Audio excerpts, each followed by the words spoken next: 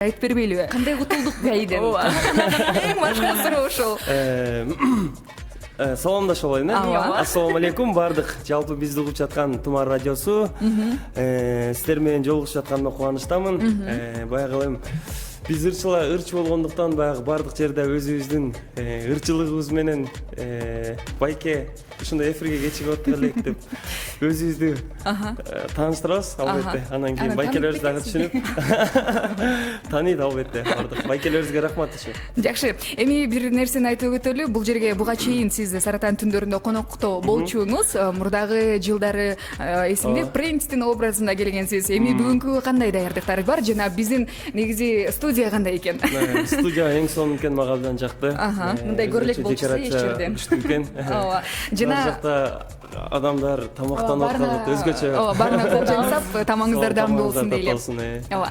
Эми эң башка нерсе бул кандай оюндарыбыз бар? Бул жөнүндө Нуржамал дагы айтып берсин. Негизи биздин Саратан түндөрү 2016 абдан өзгөчө жаңы форматта десек дагы жаңылышпайбыз. Көрүп калдыңыздар буга чейин, угуп калдыңыздар. Мына билесиз, биринчи саатын бир гана сонун рубрикаларга арнайбыз. Ал эми жаңы музыкалык саатта, жаңы саатта, экинчи саатта деп элечи. Ооба, экинчи саатта буюрса таймашабыз угармандар менен. Сол таймаш башталат. Суроолор ооба, суроолор бар болсо керек. Буйруса. Анда бир мыкты музыкалык чыгармадан соң кайрадан угушабыз. Редактормандар алыстабаңыздар. Ал эми эгерде бизди көрбөй жатканда угармандар бар болсо, анда азыр дароо Instagram баракчасына кирсеңиз болот. Ал жакта Нурландын сүрөтү азыр жайгашат. Кеттик.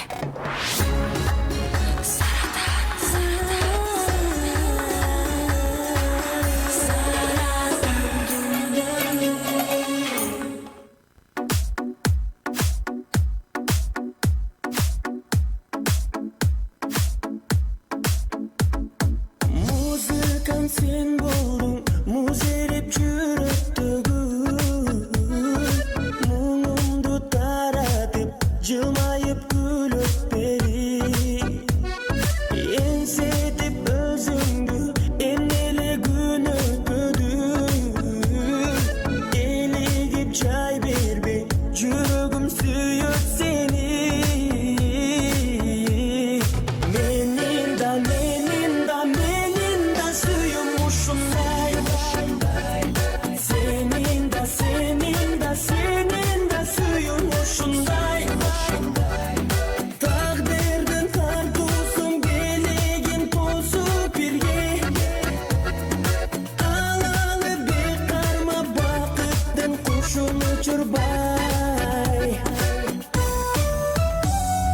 Gözlerin balbılda gönlün şam çırağın Gözündün jarığın başkalar mende tuyabı Gülgönün şıngırap tutunuk dobulağı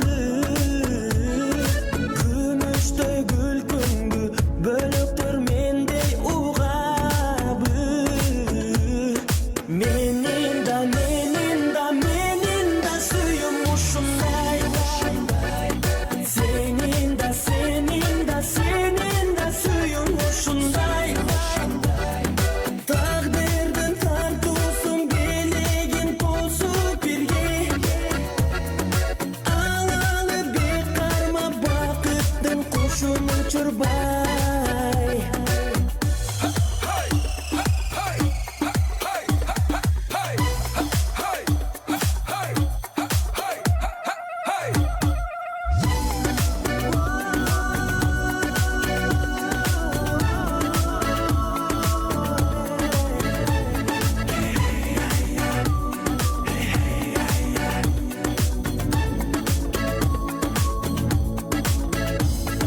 Menin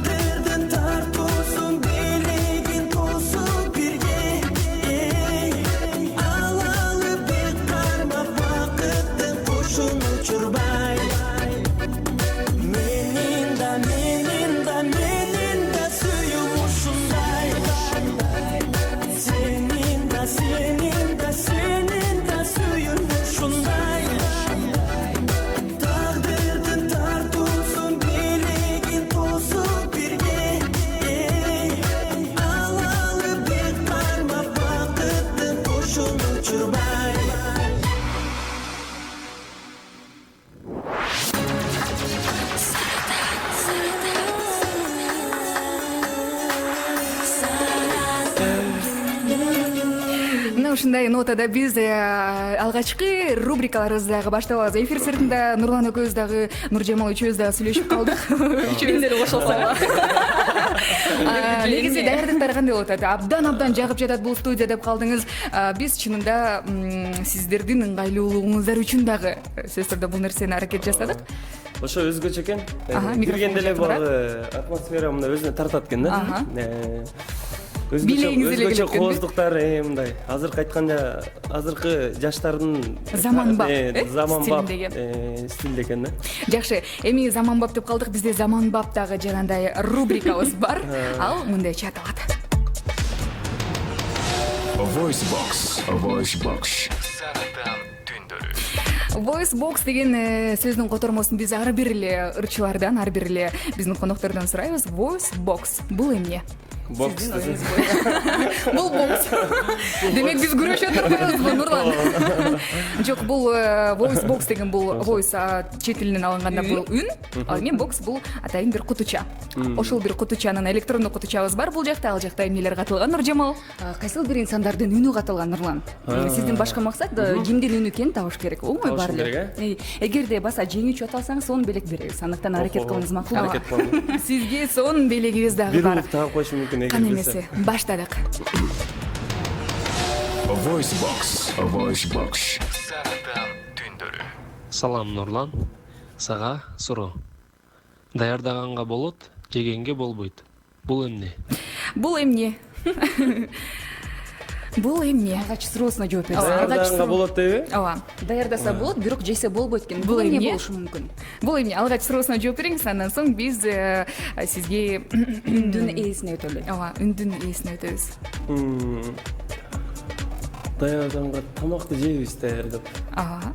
Даярдаганга болот, бирок аны жегенге болбойт. Менимче логикалык суроо, багыт берип өтсөк. Мектепте бар ал нерсе. Мектепте, эң башкысы мектепте. Эгерде аны даярдабай анан жебей койсок, абдан маанайыбыз түшөт. Ата энебиз Сабак билимби? Ошого окшош. Сабак. Ооба. үй тапшырма. Таптыңбы? Тапшырма. Бул колчалар сизге. Эми көп Он белек бересиңерби? Жок, эми биз ким экенин аныктабай калып турбуз. Ким бул? Бул Нурмат эмеспи? Жок. Эмесе? Жок. Нурмат экөөңөр жакшы эле доссуңар го. Ооба. Бирок үйүнө окшош экен чындыгында. Менимче Бул окшош. көрөлүчү дагы. Даяр угуп көрсөк болобу? Сага суроо. Даярдаганга болот, жегенге болбойт. Бул эмне? Бул эмне? Бул эмне? Дагы бир багыт берип өтөлү. Ырчы болгондо дагы жакшы ырдайт. Жакында эле Саратан түндөрүндө конок болуп кеткен. Прическалар Таласпы? сонун жок. Ал трио эмес, ал жалгыз эле соло ырчы. Айтышат аны абдан сулуу ырчы деп. Бардык ырчы мырзалардын сулуусу деп. Койчу. Гүжүмбөк окшошуп кетет бир аз.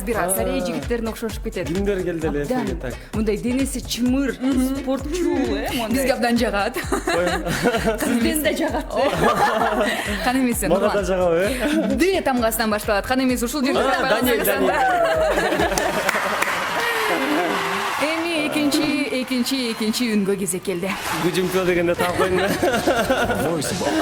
Voice Box. Ассаламу алейкум, Нурлан Насип. Сага чыгармачылык ийгилик. Ушундай жакшы ырлардан чыгарып, кыргыз элине кызматыңды кылып, эл уулдарынан болуп жүрөр. Сага дагы көп ийгиликтерди каалайм. Бар бол. Рахмат. Анан жаңы алган темир тулпарың куттуу болсун. Дайыма жакшылыктардын үстүндө жүр. Эл сүйүп сыйлап атканда сыйрым аттын үстүндө кадыр бартуу болуп жүрө бер. Мына ушундай билдирүүлөр экен. Рахмат. Эми ушул муундагы адам окшойт, аябай көп сүйлөткөн. абдан каалоо тилектери дагы абдан жакшы экен. Менчи дароо эле чалдык болсун. ошол абышкабыз ким бул? Навышкабыз Нурмат Садыров экен. Азаматсыз. Анткени мен жаңы алган тулпарымды Ошол эле билет. жакын эле адамдарым билет, досторум. Ошон үчүн Дагы тулпар алдыңарбы? Куттуктайбыз. Кандай тулпар? айтсаңыз. Lexus алдым. Lexus. Айжан экөөбүз бүгүн Lexus менен үй барат экенбиз. Нуржамал. Ардактуу армандар, мына ушундай оюндан Жакшылап соң патрот түскөндөрдү алып кетем. Нурлан, сизге жашынакай белегибиз дагы бар деп айттык. Нуржамал ал нерсени дагы тапшырат. Азыркы учурда биз Айнек артында студия Адриана кофейнясында жайгашкан. Ушул жааматтын артынан мыкты бөтөлкө. Билеке My Bottle деп аталат. Бир гана сиздики ар дайым ден соолукка пайдалуу мыкты суусундуктарды куруп, куюп алып ар дайым жаныңызда. Кааласаңыз Адриана кофейнясындагы кофелерди дагы жасатып, ичине куюп алып, үйүңүзгө алып Ар дайым кетсеңиз жаныңызда болот. алып келиңиз. Куттуктайбыз бул чалар сизге. Биринчи кандай айтсам, рубриканы аяктадык. Ийгиликтүү аяктадык дагы жана мыкты музыкалык чыгармадан соң биз кайрадан сөзсүз түрдө эфирибизди улантабыз. Ардактуу армандар, сиздер дагы кийинки оюнга дагы катышыңыздар. 0770 96 10 25 бул студиябыздын номери. Фотограмм деп аталат. Кийинки рубрика мына ушундай белектерибиз дагы бар. Бизге кошулуңуздар дейлем да. Жұлдыздай жарқырайды, толқындай сарқырайды кек көңіл. Тулайды, жалындайды, еркіңе бағынбайды тек. Асау бұл өмірде сан тараулы жол бар. Болса дағы жан санаулы қолдар. Армас менің асыл арманыма, жеткізеді ағарайлы таңдар. Бұл өмірде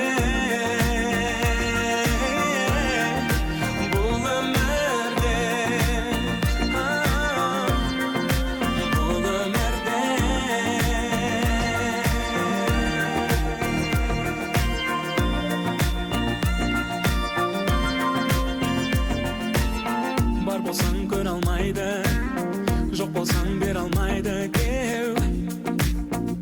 Жалған жақсыға сен алмайды, жаманды жеңе алмайды кей. Бақытсыз жандар, бұл өмірде сан тараулы жол бар. Болса дағы жан санаулы қолдар. Армас менің асыл арманыма, жеткізеді ағарайлы таңдар. Бұл өмірде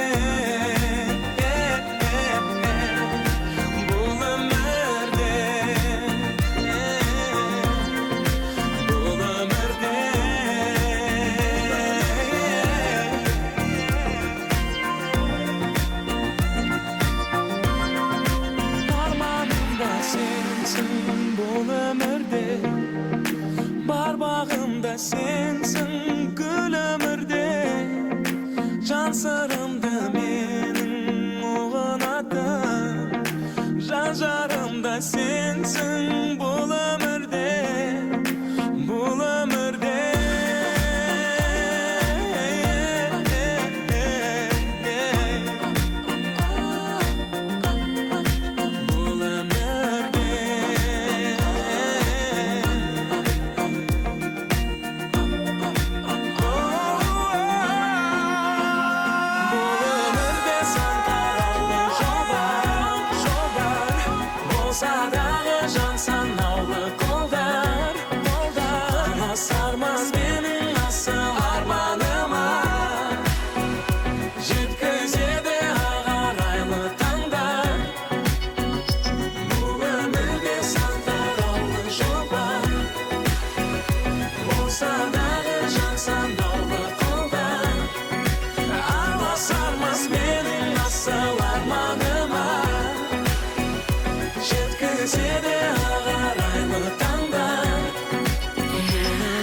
Мына ушинтип биз бул өмүрдө өмүрдө бул өмүрдө саратан түндөрүндө отурган чагыбыз. Ардактуу романдарга баса белгилей кетчү нерсе, биз Адриано кофейнясында турган чагыбыз жана Тумар ТВ телеканалынан сиз бизди көрө алсаңыз болот. Тумар радиосунан угуп жана кайсыл сайттарга баш багыш керек? YouTube'га киресиз, ошол жерде Тумар ТВ деп жазсаңыздар, ошондо официалдуу каналыбыз чыгат, ошол жактан онлайн түрүндө көрсөңүздөр болот. Ошондой эле www Тумар ТВ бардыгы онлайн түрүндө. Абдан өнүгүп кеткен Тумар радиосу. Эң башкысы биз колдоо көрсөткөн, техникалык колдоо көрсөткөн Акнет компаниясына дагы ыраазычылыгыбызды билдиребиз жана Instagram баракчасына дагы кош келиңиздер. Дал ошол жакта азыркы учурда бүгүнкү күндүн коногу Нурлан Насиптин сүрөтү орун алган. Негизи сүрөткө түшкөндү жакшы көрөсүзбү?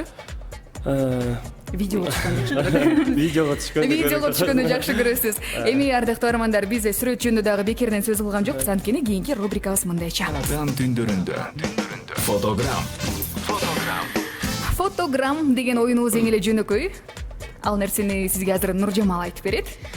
Кандайдыр бир дегендей, кайсыл бир белгилүү инсандардын сүрөтүн катканбыз. Бул бир гана кыргыз эстрадасында эмес, Борбор Азия. Борбор Азия же болбосо дүйнөлүк жулдуздар болушу мүмкүн. Силердин максат байланышка чыккан угарманга ким туурасында сөз болуп жаткандыгын түшүндүрүп беришим керек, Бирок атын айтпашыңыз керек. Атын айтпашым керек, Баса жеңүүчүгө дагы мыкты белегибиз бар. Бул жакшынакай сертификат 1 айга бекер кошулуу көрсөтүү жана интернетке ардактуу армандар. Азыр ушул сүрөттө тургандагы айтышым керекпи жок турганын эмес, негизи ушул адам жөнүндө. Кана эмес, угарманыбызды кабыл алабыз. Номерибиз 0770 96 10 25. Саламатсызбы? Алло, саламатсыңарбы? Саламатчылык, тааныша аласыз. Каналыбыз. Ошол түз эфирдебиз. Суроо берип анан салам жолдойм эле дедим эле. Оюнга катышпайсызбы? Оюнну түшүнгөн сөздөрбү? Жок, бул ырчыларды сиз табышыңыз керек. Ал эми суроолорго биз сөзсүз түрдө кийинки музыкалык саатта кезекти беребиз. Кана эмесе, анда оюнду баштадык. Кана эмесе, баштадык. Мен сизге убакыт кетти. Ооба. Мен сизге азыр бир биздин кыргыз шоу бизнесте абдан орду бар ырчы кыз жөнүндө айтам. Бул ырчы кызды сиз азыр бир айтканда эле таап коюшуңуз мүмкүн. Анткени бул кыз абдан сулуу кыз. Буну бардык жигиттер Айжан экөөбүз жөнүндө айтсак. Сүйгөн. Жок, кана эмесе, ардактуу угарман ким деп ойлойсуз? Кичинекей кезинен бери сахнада ырдап жүрөт. Ооба. Үй бүлөсү бар, Үй бүлөсү бар. 3 кыздын энеси. 3 кыздын энеси. Убакыт соңуна келип жетти. Бизнес-вумен десек дагы болот. Алло, угарманыбыз барбы? Угуп жатам. Бул ким деп ойлойсуз? Бул жаш ырчы айым, Ооба, жаш ырчы айым, 3 кыздын энеси жана азыркы учурда жолдошу бар. Үй бүлөлүү башкача айтканда. Бизнеси дагы бар экен. Анжелика эмес. Ой, ажаматсыз. Телекөрүүчүлөргө көрсөтпөйдүм. Азыр жолдошу бар. Эми Айкерим. Жок, таптыңыз. Угарманыбыз. Эми кийинки 3 кыз бар. Деп айтпадык. ардактуу угарман, сиз бизди трубка. Телефондун маңдайына туруп алгамда, анан жакшы угулбайт. Сиз трубка менен угуңуз. Телефондук трубка бар болсо, ооба, сизге ысык саламыз атабыз, бирок трубкадан угуңуз. Эми кийинки сүрөт. Бул жигитти дагы тааныйсыз. Анткени бул Кыргызстандын эң алдыңкы ырчыларын бири десем болот. Былтыр сахнада жүргөнүнө 10 жылдык концертин берди. Ооба, сахнада жүргөндө 10 жыл болду. Жакында эле 30 жашка толду. 30 жашка толду. Бул дагы үй бүлөлүү бир уулдун атасы. Ким жөнүндө сөз болуп жатат? Бул ырчы айымбы же? Мырза. Ырчы мырза. Ооба. 30 жашка чыкты. Популярдуу. Популярдуу ырчы. Популярдуу ырчы. Жада калса. Жок. Жакындап келет. Жаштал, 30 жашка чыкты. Дагы кандай багыттар берсек болот?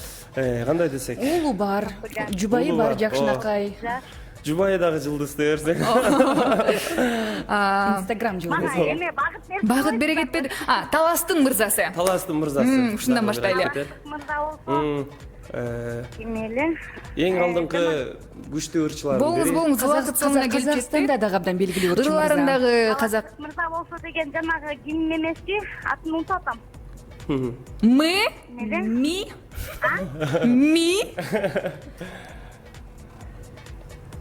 Мырза.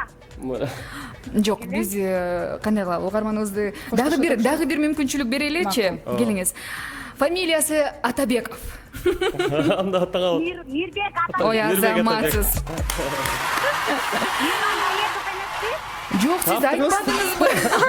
Бүгүнкү угарманыбыз башкача го.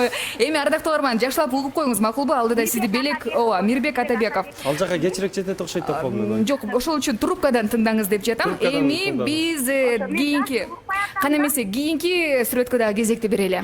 Жалаң күчтүүлөр го. Ооба, жалаң күчтүүлөр. Күчтүүлөрдү алабыз да. Ооба. Бул жөнүндө дагы айтсам сиз жакшы табасыз. Казакстандын эң популярдуу номер 1 ырчыларынын бири. Ким? Ачкарик. Кээде ачки тагат. Ачки тагынат. Нурландын досу, Биздин жакын досубуз Ырчы мырза. Менин досум.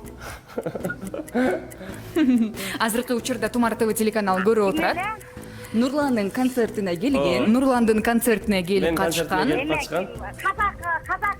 Казак ырчысы. Демеле Кайрат Нуртас. Ой, азамат. Кайрат Нуртас. Азаматсыз, мына сүрөтүнө. Областындагы Жетегүз районунан чалып жатам эле. Ысык көлдөн чалып жатасызбы? Айынан чалып жаткам. Мен Нурланга салам жолдоюн дедим эле.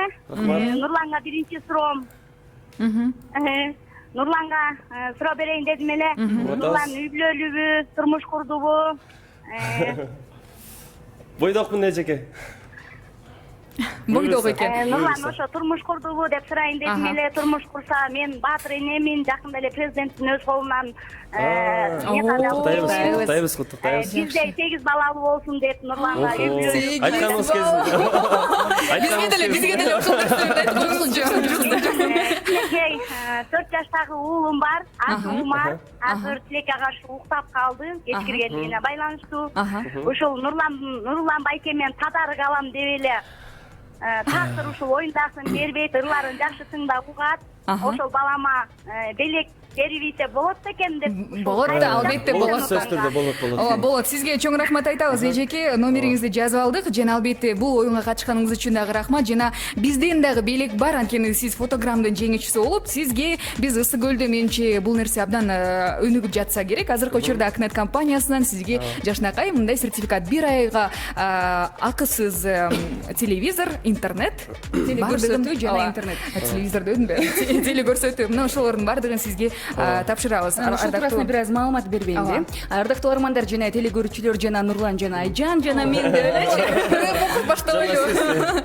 ITV Акнет бул 170ден ашык эң популярдуу жана кызыктуу каналдар болуп эсептелинет экен. Ардактуу угармандар жана арасында HD сапатындагы каналдар дагы абдан көп экен. Көптөгөн ыңгайлуу сервистерди түз сыналгыдан көрсөңүздөр болот экен. ITV приставкасы жаздыруу функциясын дагы аткарат экен. Эгерде убактыңыз болбой жаткан болсо, анда жөн эле ошо флеш картаны атайын приставкага коюп, анан жаздырып, анан каалаган убакта кийин көрүп алсаңыздар болот экен. Кененирээк маалыматты www.aknet.kg сайтынан жана ошондой эле 61 11 55 дагы бир жолу кайталап коеюн, 61 11 55 сындар аркылуу билсеңиздер болот экен. Жакшы. Ардактуу армандар, сапарыбыз алда карай улантабыз. Мыкты рубрикалар болууда. Мындан кийин дагы сөзсүз түрдө жакшынакай, кандай десем, оюндарыбыз дагы бар, Нуржамал. Бирок ага чейин биз мыкты музыкалык чыгарма кезектериyle бийлейли, сүрөткөчүлүү видеолорго тарталы, бар жоктун бардыгын. Анан дагы сөзсүз түрдө сиздер интеллектуалдык таймашка дагы даяр болуңуздар. Ардактуу армандар, баса бир нерсени айтып коелу.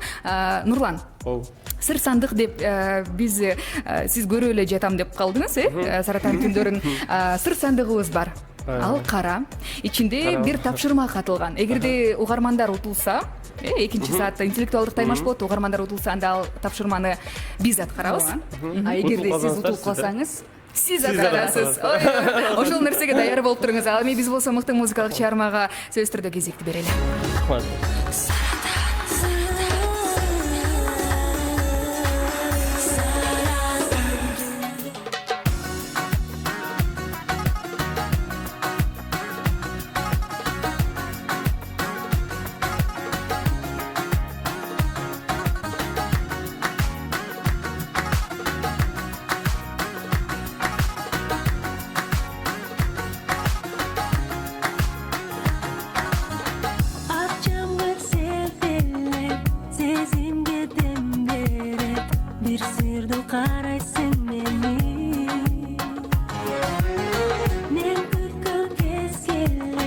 Canına erkelek, bol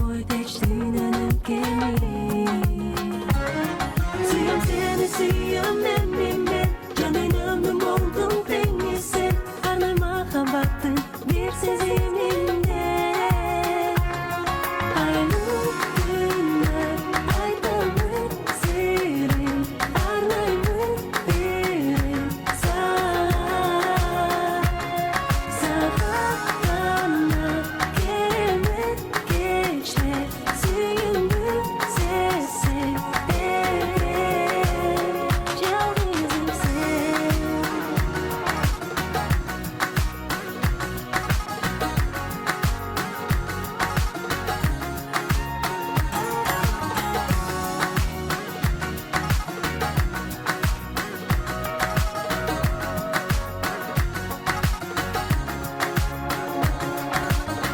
Kıyaldı cedelle en sevgin gelecek Aldığa uçacağım alday Sezimdir dermelle Olğanday keremme Tutandan uçkan canlarday Suyum seni suyum emime Canımdım oldum dengesi Arnay mahabbattın bir seziminde Aynur günler aydanır serin Arnaymı verin Sağana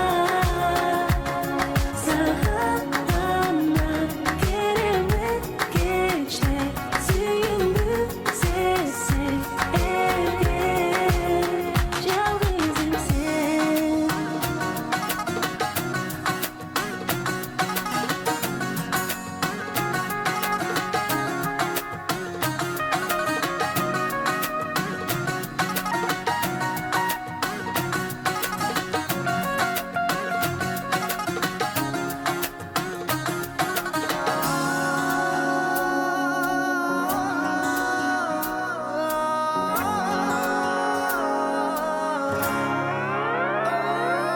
Aynur günler aydanır serin Arnaymı verin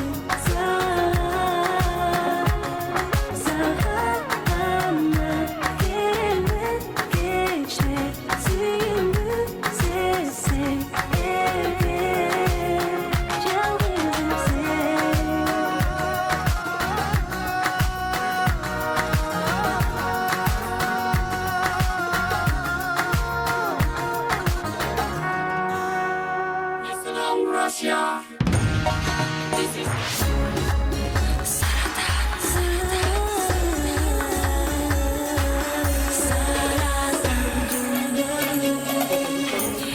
мына ушундай нотада дагы да болсо чыгыш нотасында ооба биз кайрадан саратан түндөрүн улантабыз ардактуу армандар. Сапарыбызды алда карай улантып жатып саатты карасак 22:36 болгон экен. Эми ардактуу армандар кош келиңиздер деп дагы бир жолу сиздерди чакырабыз. Эң башкысы биз камера артында турабыз. ооба Биз камера артында турабыз. Камерадагы болуп жаткан көрүнүштөрдү эгерде көрүнө калсаңыз, анда дароо Тумар ТВ телеканалына кош келиңиз. Жана эң башкысы бул жердеги кызыктарды дагы айтып койбосок болбосо.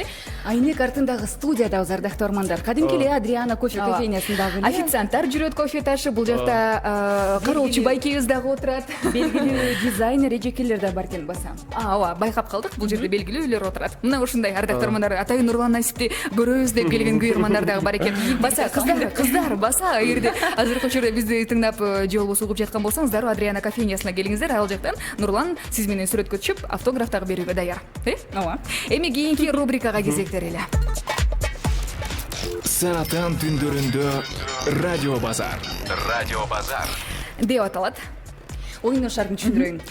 Кадимки эле элестетели, бул бизнес студия кадимкидей радио базарга айланды. Айжан экөөбүз сатып алуучубуз, силер сатуучусуз. Кулаңызды жабасыз, укпайсыз эч нерсени. Биз Айжан экөөбүз кайсыл бир сөздү айтабыз, а сиз болсо кулаңызды ачып, ал сөз эмне экенин билбей туруп бизге сатышыңыз керек. Сиздин максат эптеп ошол товарды сатып салуу. Биздин максат болсо ал нерсени алабызбы, жокпу, мына ошол нерсени. Мен калган нерсени айта берем бе? Ооба, биз сизге суроо беребиз. Суроо бересиздер, э? Сиз кулаңызды, наушникти алыңыз. Кулаңызды жабыңыз. Эми ырдап баштасаңыз болот, ары карай ырдаңыз. Бүгүн ырдап салыңыз. Бүгүн. Кулаңызды катуу жабыңыз. Ооба. Нурлан, андай угуп калат. Болбойт, э? Нурлан угутасызбы? Нурлан угутасызбы? Жок, болду. Эмне каталы? калемсап, ручка, Калемсап. ручка. Ай, жок. Сиз угуп калдыңыз окшойт. Келиңиз башка нерсе. Карандаш. Болду. Нурлан. Болду. Уккан жоксуз бул, чыныңызды айтыңыз. Эми биз Нуржамал экөөбүз базарга сапарыбызды улантабыз. Саратан түндөрүндө радио базар. Радио базар. Саламатсызбы, кандайсыз? Иштериңиз жакшы жүрөсүзбү? Биз жакшы, курбум келиңиздер, алыңыздар. экөөбүз келип калдык элек. Менде бүт нерсе бар. Бизге ошол нерсе керек эле. Ал баасы канча баса? Кайсыл нерсе керек эле Ошол. сизге? Стакан керек. Жок. Ал негизи мындай кандай? Сиз ал нерсени өзүңүз колдонуп көрдүңүз беле? Ал нерсени? Ооба. Микрофонго жакыныраак. Кайсы нерсени? Жок, сиз сатышыңыз керек ошол Сатыш керек, нерсени. э? Каткан сөздү. О, колдонуп Колдонуп жүргөнсүз. Көбүнчө кайсыл учурда колдоносуз? Менбе? Айта бериңиз. Каалаган Биз нерсе. сатып албайт окшойбуз, Нуржамал. Ушу да. Ушу анча сатып албайт экен. Буну күнүгө эле колдоносуз. Күнүгө эле колдоносуз, э? Сахнага чыгып атканда ошол менен колдоносузбу? О, колдоном албетте. Кайсы жериңизге? Нуржамал. Эми менчи ал нерсени да угуп калдым да, Гүлнур Сатылганова дагы колдонот ал нерсе мененчи. Ошон үчүн мен атайын сатып алайын дедим эле. Гүлнур эженин талантын абдан сыйлайм. Ошол үчүн О, Гүлнур эже да бизден алып кеткен. кандай түсүн алып кетти эле Гүлнур эже? Аябай жактырып алып кеткен. Кандай түсүн алып кеткен? Мен дагы ошондой түсүн алайын да. Бирок менде көптөр болбочу, өзү алып кеткен, бирок байкабай калдым десем. Мага кызыл түсүн бересизби? Кызыл түсүн берейин бе? Ооба. Мен кара Кызыл жагабы сизге? Кызыл түстө жагат. Ал бакты өсөбү? Я, Бакты өсөбү ал нерсе? бакта өсө, бакта өсөт. А жерде өсөбү? Жерден бак болуп өсөт да. Ошо да. Аны тамакка туура эмеспи кичине эле? Кош жесе болобу? Мындай эле сыгып салсак болобу, мындай эле. Мындай кесип кошобузбу тамакка же Колубуз менен былжыратабызбы? биз негизи Нуржамал өзү булжыратып эле жасап коет мынтип эле тамактарды. Эмне? О, булжыратпай эле мындай сатып алат, кесе болот. Атын айтсам да болобу десең. Жок, атын айтпайсыз. Баасы канча анын? Баасы Баасы канча? эле. Ошол нерсени сүйлөшпөйлү. Баазын силерге арзан эле берем. Арзан канча? Мейли биз деп Деп калдыңыз. Ооба. Канча акчаңар бар? Көп эле, бирок Мен карап көрөйүнчү. Мындай сулуу кыздарга кичине арзан кылып беребиз. Скидка. Кимиң суураак экенбиз анда? Ой. Экөөңүздөрдөн сулуу экенсиздер. Экөөңүздөргө экини берейинчи мында. Экини. Баса магачы ишенесизби? Айтып калышты, бул нерсе Кытайдан жасалат депчи, а Европада жасалгандарын дагы мындай кандай айырмаласа болобу? Экөөнү кантип айырмай алабыз? Айырмаласа болот. Мүмкүн Кытайда жасалганы жумшагыраак болот, Европадагысы мындай бир аз катуураак болот. болот деп, Же Made in China деп жазылып турат, Нурлан, айтпайсызбы? Сатпайсызбы? Эмне турасыз? Жок, мен алгыла эле деп атам. Алгыла деп эле, мен деле алгыла деп койсом болбойт да ал нерсе. Негизи содага Ооба, негизи содага бирок кичине десең. менчи жыйынтыктайт окшойбуз, Нуржамал. Жыйынтыктайды макул. Мен чында сатып алгым келген жок. Алгым келбей. Мен сатып алгым келди. Келди. Экөөнүн тең сизге анда да. Бекер эле. Бекер эле өрүп атасыз. Бул колчаларды Нурланга арнайбыз. Нурландан менчи жакшы эле жанагындай боорукер соодагер чыкчу да, анткени ал өрүңүзчү деп эле турат экенсиз. Албайт экенсиз, бирок ал өрүңүзчү деген жагыңыз бар экен. Бул нерсени сиз эмне деп ойлодуңуз, Нурлан? Мен оюңузда эмне? Мен оюмда апельсинди ушундай сыяктуу ойлодум. Сыгып дегенде гана, ага чейин эч кандай ой келген лимонду эмес. дедим. Кызыл дегенде бирок мындай. Бул эмне болуп кетти экен? Кызыл помидор болуп кетти экен. Помидор да ойго келди, ар кандай келет керек. Эми биз туура жоопду айта салалы. Чынында ал сөз карандаш болчу. Кадимки эле калемсап болгон карандаш. Мына ошол карандаштын кызылын сиз сахнага көтөрүп чыгат экенсиз, Нурлан. Эми биз сапар залда карап аталы. Мыкты Бирок ошол карандаш жерде анан бакта өспөйт. Ошону билип жүрүңүз макулбу? бирок бактарактан жасалат Ооба, да. бактарактан жасалат, бирок ошодон кесилет да. Ошондон кесилет деп кое берели. Макул. Ардактуу каармандар, бул нерсе сөзсүз түрдө карандаш болду. Карандашты Нурлан Наси бүгүн сатты Нуржамалга. Ал эми биз болсо базардан кайсыл жака сапар алабыз? Базардан чоң сахнага.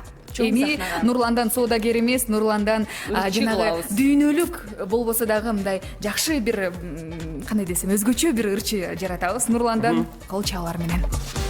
Тумар радиосунда плюс-минус. Барабар Барабар, ардактуу армандар, Жакшынакай шедевр жаралат бул жерде. Ардактуу армандар, бул оюндун шарты эле жөнөкөй. Нурлан, сизди оюндун шартын дагы түшүндүрүп берейин. Сиз эмнени окуп жатасыз? Окубай туруңуз азырынча. Окубай турушум керекпи? Аруу кыялдар дегенди эле окуп Ардактуу армандар, оюндун шарты эле жөнөкөй. Плюс бул кадимки эле ырдын плюсу. Ырдын плюс болгону бул текст болуп калат, бул ырчылардын жаргондору менен айтканда, Нурлан. Ал эми минус деген бул кайсыл бир ырдын минусу? Минусу? ооба. Таптакыр башка ырдын минусу, таптакыр башка ырдын плюсу, барабар эмне болот? Барабар азыр Нурландын оозунан чыккан ыр болот. Эми биз сизге азыр бир минусту коюп беребиз. Ал минус кайсыл экенин табасыз. Мына ошол минуска сизге колуңузга тапшырган текстти жакшынакай кылып жайгаштырып, уйкаштырып Ырдаш керек.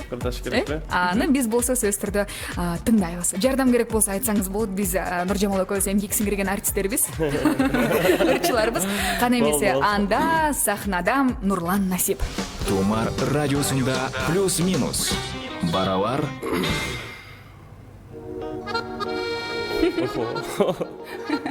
Дароо эле билишти ош керек.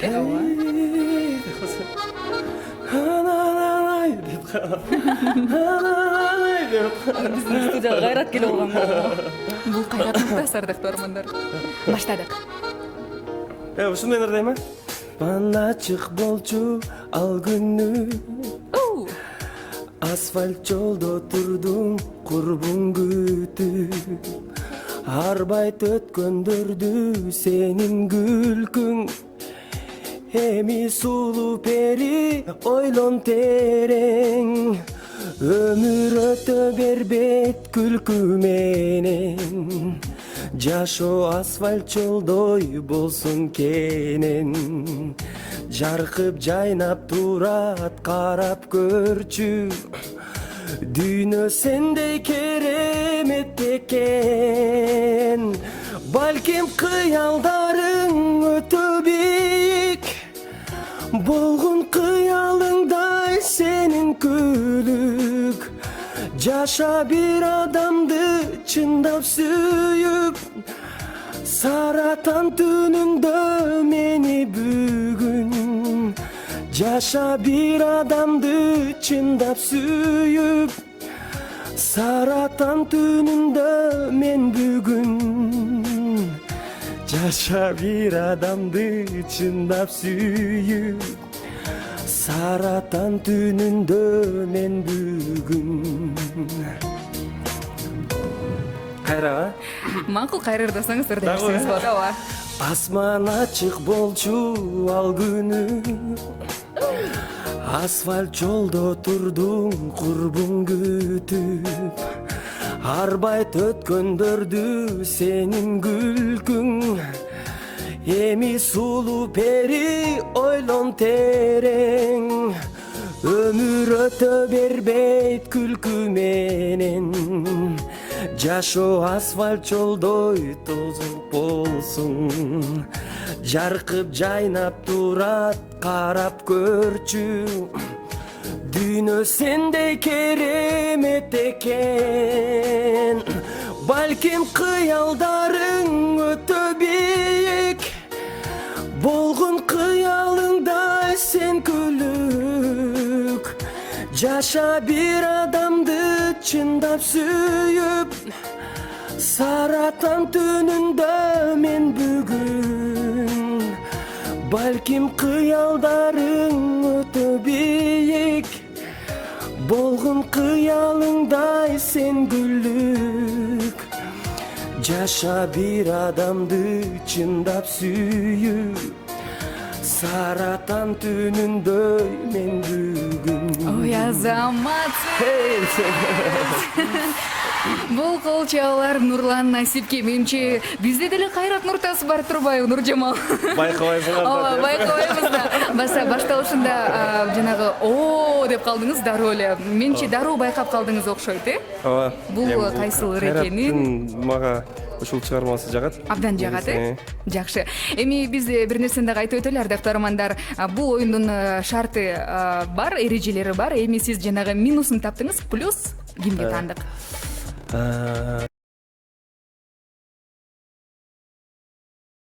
Эми аяк жагында Нуржамал экөөбүздүн фантазиясы ойноп Саратан кетип түндөрү. Саратан түнүндө мен Түндөрү. бүгүн деп кошуп салдык, экөөбүз автор болуп, бирок кандай болуш эмесе. керек, э? Ким деп ойлойсуз? Асман ачык болчу. Бул эменери, Омардын экен. Кайсылары? Ару кыялдар деген Ой, экен. азаматсыз. Болгону кандай да? Ооба. Яна. Мына ушундай. Ооба, акыркы ырларынын бири. Ардактуу армандар, дал ушул оюндан соң биз сөз түрдө мыкты музыкалык Эме дегенде чыгармага. байкап калдым, асфальт деген. Асфальт деген, башкача. Менимче азыркы учурда Омар дагы бизди көрүп жаткан болсо, анда сизге дагы жакты деген салам, ишеничтебиз. Нурландын аткаруусундагы бул жаңы шедевр. Эми ардактуу армандар, биз сапар залда карап анталы мыкты музыкалык чыгарма кезекти берели же? Жок. Биз азыркы учурда эмне кылабыз айтайынбы? Нурлан. Бир нерсени айтып өтпөсөк болбос, биз алыска сизди жөнөтөбүз бул жака, же бир мыкты музыкалык чыгармадан соңбу? Макул, азыр мындайча. Саратан түндөрүндө кофе брейк. Кофе брейк деген жакшынакай дагы оюнубуз бар, Нурлан. Сиз негизи кофелер тууралуу кандай? Кофеге кандай карайсыз? Гастролдорго барганда мүмкүн кофени көп ичесиз же газдалганбы, газдалган эмеспи? Кандай негизи суусундуктарга? Кофеге мындай карайм деп койсун. Кээде мындай карап коем. Эми кофе аябай деле мындай эме сүйүп артынан кууп ичпейм, бирок. Бирок жардам берген учурлары бар болгон, берген баягы концерттердин учурунда эле аябай чарчаганда, алыска жолго чыкканда, түнкүзүн бир жака жол жүргөндө ичкенге туура келет. Ооба. Биз кофе жөнүндө дагы жөн гана айтып калган жокпуз, анткени биз азыркы учурда кофейнянын ичиндебиз. Адриано кофейнясындагы биз кофелерди сизге азыр даамын татырып көрөбүз. Болгондо дагы сиз ал кофени өзүңүз жасайсыз, Нурлан. Элестетиңиз. Азыр эшик артында сизди атайын адистер күтүп турат, негизи Жардам беришет. Ооба. Мен силерге алып келемби ошондо? Ооба, бирок өзүңүз эле ичесиз. Ал нерсени силерге бербейм, Ооба. Кандай жакшы деп коё. Баса, келиңиз, буга чейин ырчылар өздөрү тандашчу кофелерди. Эми биз Нуржамал экөөбүз бүгүн сизге кофе айтабыз. Ошол кофени даярдап келесиздер. Кайсыл кофени айтсак экен? Мага негизи капучино жакчу, сагачы? Мага көп эле жагат, бирок деген ошол капучинолордон тажап кеттим. Мындай өзгөчө. Келиңиз, бүгүнкү күн өзгөчө. Атайын ошол кофе брейкке даярданып, алдын ала менюну ачтым дагы, карадым дагы, анан эң аталышы ор кофени тандап алдым. Ал French press деп аталат. Мына ошол French эмнеле? French press. French press. Жөнүндө пресс. Ошону ичсек менче пресс дагы чыгат болуш керек. Атайын Нурлан Атайын Нурландын пресстери үчүн жакшынакай кофени Нурлан даярдайт. Өтсөңүз болот, бул кол чабалар сизге. Атайын ал жактагы кыздар бар. Атайын көрсөтө турган баса өзүңүз жасаңыз, анан аларга жасатып койбоңуз. Мен Нурланмын. Барсаңыз болот. Нурлан, ал эми биз болсо сапар залда карап антабыз. Жана ал кофе French тууралуу дагы өзгөчө маалыматтарды дагы айтып өтпөсөк болбос. Ал кофе Frenchти баса сиз Адриано кофейнясынан таба аласыз. Адриано кофе тартуу лайт. Адриано кофейнясында көптөгөн түрдөгү кофелер бар, ардактуу армандар. Алардын түрдүүлүгүнөн дей койчу баш айланат. Алардын бири French press деп аталат. Негизи бул кофенин жасалыш ыкмасы абдан кызыктуу десек болот экен, анткени ага атайын сорттогу кофе керектелет. Көбүнчө жанакы биринчи эмелер болот го, мындай буудай сымалчы, зернышко деп коет болчу, ошону деген майдалайт да. Анан аябай майдалап туруп башкалар жасат го, буга болсо бир аз чоңурактар керек экен. Чоң. Анан кадимки эле кайнатылган суу керек. Анан ошону аягына чейин майдалабай коюп коет экенбиз, канча бир мүнөткө. Анан үстүнөн ошо кайнатылган сууну коюп туруп үстүнө куюп, анан 20 мүнөттө коюп коет экен негизичи. Анан ошону коюп коет экен. Азыр ошону Нурланды 20 мүнөт күтөбүзбү? Жок. Алдын ала мен айтып койгом. Даярдалган. Мен бир аз коем, билесиз, эми Нуржамалды билбейсиз. Эми менче ошол негизи кофе даяр болгучакты биз сөз түрдө анан башка нерсесин айтып коеюнбу? Аны деген атайын идишке куюп алып келет экен. Атайын идишке. Ошону куюп берүү нерсеси эң башкысы болуп эсептелинет экен. Анан француз кофеси болуп эсептелинет. Ошол себептен дагы French деп аталат. Менче ал кофени ичкенден кийин, ардактуу армандар, кандай десем, Нурландын пресси дагы пайда болот окшойт, пресси деп аталат экен. Пайда болуп кетсе экен. Биз болсо сапар залда караганда баса ошол French press деген кофени сиз Адриано кофейнясынан дагы көрө алсаңыз, иче алсаңыз дагы болот. Тартуу лайт.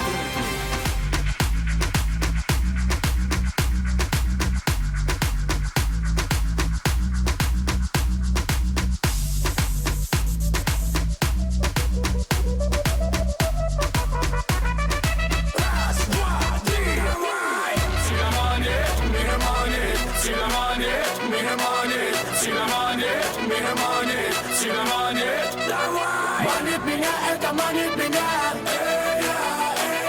Зовет за собой, зовет как всегда. Спутник один, спутник луна. Зовет за собой, зовет как всегда.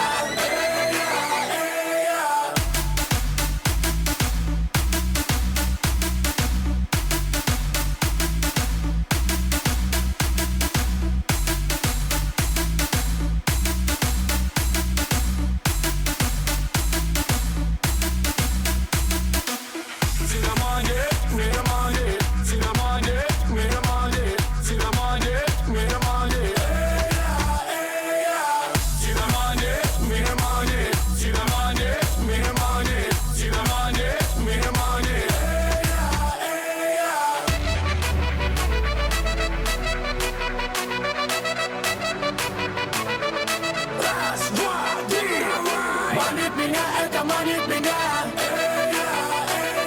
Зовет за собой, зовет как всегда. Спутник один, спутник луна.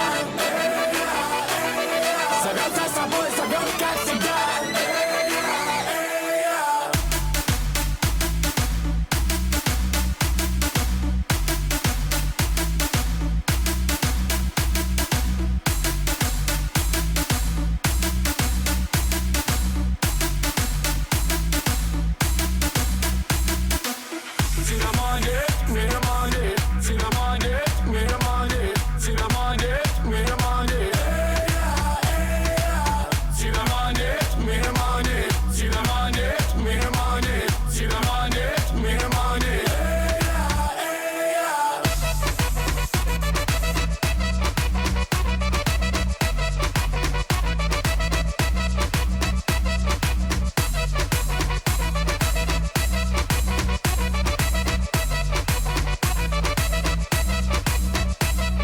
Манит меня, это манит меня.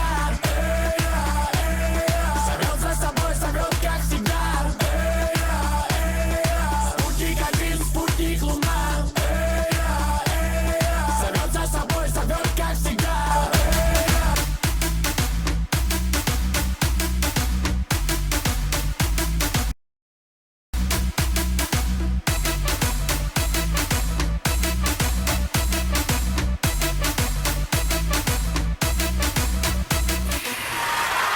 Бул кол чабуулар менен биз Нурлан Насипти тосуп алдык. Ардактуу армандар, эфирге чейин эле мен ойлодум эле бир 10 даярдайт го деп. Жок, көрсө аз эле экен. Шамдага экен да көрсө. Шамдага экен да көрсө. Нурлан, айтыңызчы. Менче Нурлан тетиги чайнигин эле куюп койсо керек өзүнөчү. Калгандарын башкалар жуса керек. Тамаша. Негизи кандай атмосфера болду аркы жакта? Ал жакта сон Кыздар бар бекен, сулуу кыздар. Сон кыздар, сон Ошолордун байкелер бири бар экен. байкаштырып көрбөйсүздарбы? Кофе даярданды мыкты билишет, ашканада мыкты. Ооба, френч десем эмнегедир ак бир нерсе мындай көбүктөрдү элестеттим эле. Көрсө бул кадимки эле кара кофе экен. Эми Нурлан качан куят экен деп отурабыз бул жерде. Кофенин сорту өзгөчө болуп атпайбы? Башка нерсесичи. Мына ардактуу армандар, эксклюзив кана эмесе, ал нерсени биз сүрөткө дагы, видеого да тарта албасак болбос. Эгерде сиз азыркы учурда Инстаграмда көрүүчү болуп турган болсоңуз, Тумар FM баракчасын анда сөзсүз түрдө кош келиңиздер деп чакырабыз. Кана эмесе, негизи даярдалуу ыкмасын айтып өттүк. Биз бул жерде атайын Франциядан келген өзгөчө бир даам экен, Франциядан келген өзгөчө бир кофе экен. Життичи. Кана эмесе, бизге азыр Нурлан Насип. Жуттап эмесе, эми бизге Нурлан. Сиздердин кылганыңарды эле тартайын. Коюп бериңиз. Эксклюзив, ардактуу армандар, алгачкы жолу радио эфирде жана теле эфирде Нурлан Насип өз колу менен кофе куюп жаткан. Болгону дагы өзгөчө кофе бул франциялык French Press деген кофе. Кол чаалар менен дагы биз кофелерди кабыл алалы. Кана эмесе, улуулардан баштайлычы. Айжан эжекеси алыңыз кофеден ичиңиз. Чоң рахмат. Кудам эле кандай ардактуу армандар. Сиздерде кыздарга кофе куюп бергениме кубанычтамын. Сонун экен. Ардактуу армандар, мына ушундай сонун сезимдер азыркы учурда Адриана кофейнясында болуп турган чагы. Эгерде сиз дагы Нурлан Насип даярдаган кофени ичүүнү кааласаңыз, анда Адриана кофейнясына дагы кош келиңиз. Дамдуу экен. Негизи бул кофени дагы бекеринен биз сизге берген жокпуз, анткени алдыда жаңы музыкалык саат таймаш, мына ошол таймашка дагы мыкты даярдыктар болсун дегендей. Эми ал таймашка дагы биз жөн барбайбыз. Саратан түндөрү Сыр сандык. Сыр сандык. Мына ушундай оор бекен. Оор бекен. Мага ар жактан айтылып жатат. Кан эмес, оор бекен. Абайлаңыз. Азыркы учурда бизди радиодон угуп жаткандар болсо, ардактуу армандар, здоровый телеканалды көрүңүздөр. Ичинде бомба жокпу? Акырын кармаңыз, Нурлан. Эмне кармаңыз? Мен ойлойм бул жерде Жогон ооруп турбайбы? Эки утумдай кылып. болду эми. Ардактуу армандар, мына ушул сыр сандыкта берирээк алып алалы кайра. Нурлан ачып салбасын кайра. Нурланга ишеничи жок. Ардактуу армандар, бул сыр сандыктын ичиндеги эмне бар экенин биздин тартуучу топ гана билет, биздин команда гана билет. Биз Нуржамал экөөбүз дагы билбейбиз, Нурлан өзү дагы билбейт. Бул нерсени биз оюндун жыйынтыгында гана чыгарабыз, ардактуу армандар. Ага чейин мыкты музыкалык чыгарманы тыңдайбыз, андан соң сөз түрдө биз таймашка дагы кезекти беребиз. 0770 96 1025 бул студиябыздын номери. Буйруса суроолоруңуздар даяр дегенде ишеничтебиз. Угармандар, буйруса бүгүн Нурлан Насип утулат деп айтабыз. Алдынан эле эмен алып кетсем дух да. Буйруса. Жок, ошол нерсе сизди чыйралтсын деген максатта да, ардактуу армандар. Эми биз Сапар Залдагы Ревантал мыкты музыкалык чыгармага биз билейли, даярданалы. Бул жакта суроолоруңуздарды камдаңыздар. Эң алгачкы угармандарыбыз дагы сөз түрдө кош келсин деп чакыралы. Жана албетте жеңүүчүлөргө бизден мыкты сувенирлер дагы бар. Ал сувенирлер менен буйруса бир мыкты музыкалык чыгармадан соң тааныштырабыз. Сиз угуп жаткан радио Тумар, ал эми көрүп жаткан Тумар ТВ телеканалы. Кан эмесе кеттик.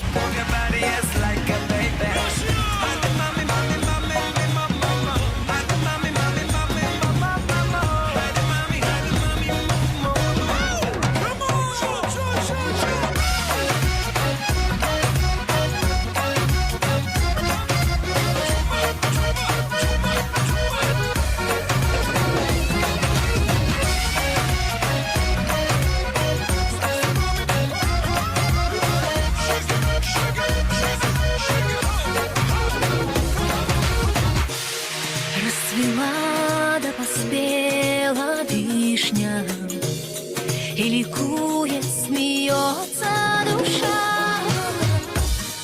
а дорога-то дальняя все назвала, довела. Ой, да солнце водой, но навека со мной, ты мой золотой. Ой, да ой, солнце за горой, я за твоей спиной. Милый мой родной, ой, да солнце водой, но навека со мной, ты мой золотой. Ой, да ой, солнце за горой, я за твоей спиной. Милый мой родной, коли так пришлось, что и вечно небо свято нас с тобой благословило. Прошу, береги свою ты чернобровую, ты мой мир, тобою я живу. Ой, да солнце водой, но навека со мной, ты мой золотой. Ой, да ой, солнце за горой, я за твоей спиной. Милый мой родной, ой, да солнце водой, но навека со мной, ты мой золотой. Ой, да ой, солнце за горой, я за твоей спиной. Милый мой родной.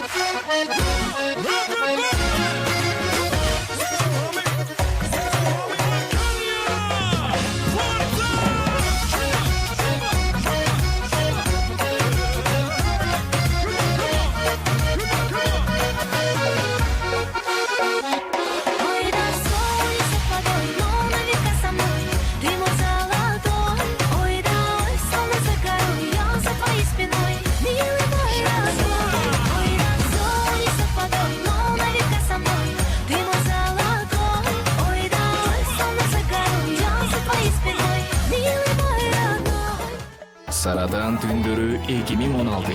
Интеллектуалдык таймашка кош кел. Телефон чал 510181. СМС узат 6100 сандарына. Саратан түндөрү.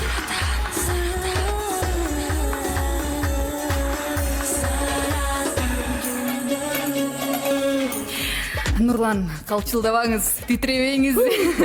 Бул жерден абдан сүрдөнүп турам деп дагы айтып жаткан учуру Нурландын анткени Саратан түндөрүндөгү интеллектуалдык таймаш старт алды. Ардактуу армандар, кош келиңиздер деп чакырабыз. Номерлерибизди азыр Нуржамал бизге айтып берет. 0770 96 10 25 дагы бир жолу кайталап өтөйүн. 0770 96 10 25 дал ушул сандарды терип бизге байланышка чыгып катышсаңыздар болот. Эгерде угармандардын командасына упай алып келе турган болсоңуздар, анда бизден мыкты белектерге ээ болосуз. Аны көрсөтүп койбойм да. Ооба, албетте көрсөтүңүз ал нерсени. Биз көрүүгө дагы абдан даярбыз. Сөзсүз түрдө бул нерсе Саратан түндөрү деп жазылган жакшынакай сувенирлер топтому. Мендеги кружка бар, көрсөтөйүн, анда кружканы көрсөтүп коюңуз. Жана Нуржамал экөөбүз кийип тургандай футболкалар бар арасында. Сонун сизге да беребиз. Эгерде утуп алган болсоңуз. Деп коркуп койбойлу. Менде көп ушундай эмелер жылына алып баягы үйдө. Топтоп коюлгансызбы? Эстеп коем да, эфирлерде. Жакшы. Эми убакытты теке кетирбей алгачкы угарманыбызды кабыл алып көрөлү. Саламатсызбы? Алло, саламатсызбы? Саламатчылык, тааныша алатыңыз ким болот? Мен Түп районунан чалып жатсам эле. Түп районунан, Ысык Көлдөн. Ысык Көлдөгүлөр бүгүн абдан активдүү. Кандай эмесе, баштаңыз анда. Нурландан алгачкы суроо жаңырсын. Нурлан. Баштадык таймашты. Баштадык, Ой, баштадык. Сизге ишенем десең. Кеттик анда эмесе. Кайсыл айда 28 күн бар? Убакыт кетти, ардактуу угарман. Кайсыл айда? Февраль айында деп ойлойсуз. Ошентип ойлойсузбу? Жакшылап ойлонуңуз. Жакшылап ойлонуңуз. Жакшылап ойлонуңуз. Акыркы жообуңузбу бул? Балким майда болушу мүмкүн. Кайсыл айда 28 күн бар, февральда 28-29 күн жаңырат. Ойлонуп көрүңүзчү, ардактуу угарман. Бекеринен оңой суроо берген жок да сизге. Бекеринен оңой суроо берген жок. Сизге биз белек берүүгө дагы даярбыз. Логикалык суроо. Убакыт Кайсыл айда 28 жок, тилекке каршы, жок, тилекке каршы. Убакыт дагы бүтүп калды. Же акыркы мүмкүнчүлүк берип көрөлүбү? Багыт бергенде деле бул жерде эң эле оңой болсо керек. 28 күн сизге бир багыт берип көрөйүн. Июнь да бар, мисалы үчүн май да бар, Ошондо жок, болду. Ардактуу угарман, эми бул жерден сиз таппай калсаңыз болбойт. 28ге чыкты дейин. Жок, тилекке каршы. Бир бул үндү сизге айтат экенбиз, жана албетте бул кол чаяларды Нурланга узатабыз. Анткени эң алгачкы упайын алды. Менимче бул эң эле оңой суроодон баштаганыңыз дагы өзгөчө болсо керек, Бул жоон айтасызбы же кийинки угарманга калтырып коесузбу? Менимче айтып эле койгону жакшы го дейм. Калтырып койбойлубу? Калтырып коелу. Калтыралыбы? Каштарыңар сонген каштарга. Өзүбүз чиймедикпи? Эми Жок, мендики өзү эле ушундай. Нуржамал, кандай эмесе, кош келиңиздер деп кийинки угарманыбызды чакырабыз. Номерибиз 0770 96 10 25. Алло. Саламатсызбы? Тааныша алатыңыз ким? Атыңыз? Гүлшан, кандай эмесе Гүлшан. Кандай кайсыл жактан байланышка чыгып жатасыз? Бишкектен. Демек бизди сиз угуп жатасыз же көрүп дагы жатасызбы?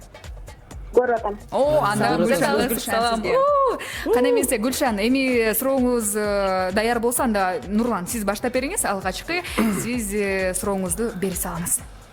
Сизге бул дагы оңой эле суроолордон бирок кичине кыйыныраак болушу мүмкүн. Жок, азыркы суроону кайталайын дедиңиз. Кайталайбыз. Кайталайбыз. Анда кеттик анда. Сизге жанагы эле суроо. Кайсыл айда 28 күн бар? Бардык айда.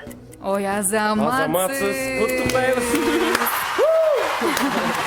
Эми Гүлшанда жакшынакай мүмкүнчүлүк бар. Гүлшан, өзүңүздүн сурооңузду, логикалык сурооңузду Нурланга узатсаңыз болот. Эгерде жашыл адам көрсөңүз эмне кылмаксыз? Кандай? Эгерде жашыл адам көрсөңүз эмне кылмаксыз? Жашыл адамды көрсөм өтүп кетмекпи? Ал өзүңүздүн сурооңузда бар болсо керек эле менчи. Туурабы?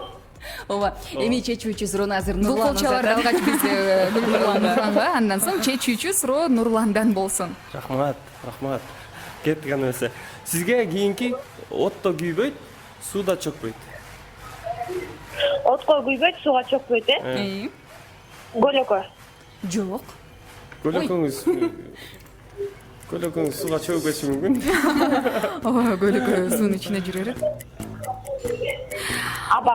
Отко кандай? Отко күйбөйт. Отко күйбөйт экен, Сууга чөкпөйт. сууга болсо чөкпөйт экен. Бул жаратылыш нерсеси, жаратылыштан пайда болгон нерсе. Мисалы мен болушум мүмкүн дерсиң. Жок, бул нерсе суу менен байланышкан нерсе эле болсо керек. Муз. Туурабы? Азаматсыз. Кол чабуулар Гүлшан сизге дал ушундай белегибизди дагы берүүгө даярбыз. Жакшынакай сувенирлер топтому бар бизде. Нуржамал көрсөтүп жаткандай баштыкча, Сиз менин кагазымды окуп алган жоксузбу? Сизди бул жактан көрүп жатышат, Нурлан. Бул жактан көрүп жатышат. Угармандар сизди дал ушул жактан көрүп жатышат. Эми ардактуу армандар, сөзсүз түрдө сизди куттуктайбыз. Гүлшан, номерлериңизди дагы жазып алдык. Белеңизди качан, кайсыл жерден алып кетериңизди дагы сөзсүз түрдө айтып берүүгө дагы даярбыз. Кийинки угарманыбызды айтып койбойлу, дароо эле иш күндөрү 3-төн 5ке чейин ушул номерге кайрадан чалып койсоңуз болот. Кийинки угарманыбыз бар. Кабыл алып көргөткөрөлү. Алло, саламатсызбы? Алло. Алло. Алло. Алло. Саламатсызбы? Атыңыз ким? Алло. Атым Айдай. Айдай. Сиз кооп калганбы? Айдайым. Ооруп атасызбы? Кой антыңыз? Айдай, кана эмес эгерде даяр болгон болсоңуз, анда Нурландан сизге бул суроо. Айдай, даярсызбы? Даяр. Кеттик анда. 12 бир тууган бар. Алар кезектешип басышат. Бири-биринен ашышпайт. Эмне жөнүндө сөз болуп жатат. Убакыт кетти. 12 бир тууган бар, алар бири-биринен ашышпайт. Бирок шашышпайт дагы, эч жака бири-биринин артынан эле басышат. Бул эмне? Жөндөө болуп жатат. Бул кеп. Эмне жөнүндө болуп жатат кеп. Мен дагы ошондой ойлодум эле, бирок саат 24 бир тууган болуп калат экен анда. Бул 12 бир тууган бар экен. Ошондо ожоктуу калын окшойт. Кандай? 12 ай. Ай, азаматсыз. Ошондой беле жоо, Нурлан. Тура таптыңыз. Эми Айдай, өзүңүздүн сурооңузду берсеңиз болот. Карачы сизге бүтүндөй стадион кол чабат. Ооба. Кана эмесе. Мен суроом деле жок. Кийинки суроом сиздер бере беребиз. Жок, Оюндун шарты Ойношубуз боюнча керек экен. бир табышмак айтып койсоңуз деле болот. Биз эми угармандар тарап болуп ойнотпойбузбу? Тептин тереке чыктым деп коесуз. Айдай.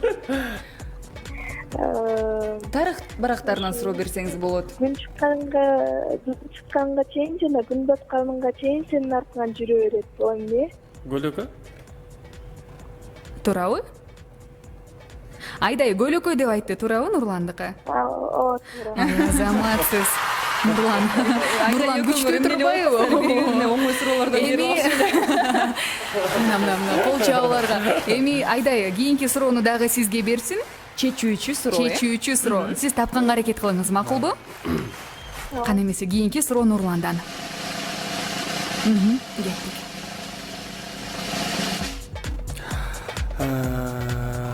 Кийинки суроо, так. Кайсынысын берсем экен, Оңойрагын эле Оңойрагын койсоңуз берейин, болот. Ооба. Сизге математикадан жакшы окуган деп айткан десе. 2ге 2-ни кошот экенсиз, кайра 2ге 2-ни көбөйтөт экенсиз. Жыйынтыгы канча? Жыйынтыгы канча болот?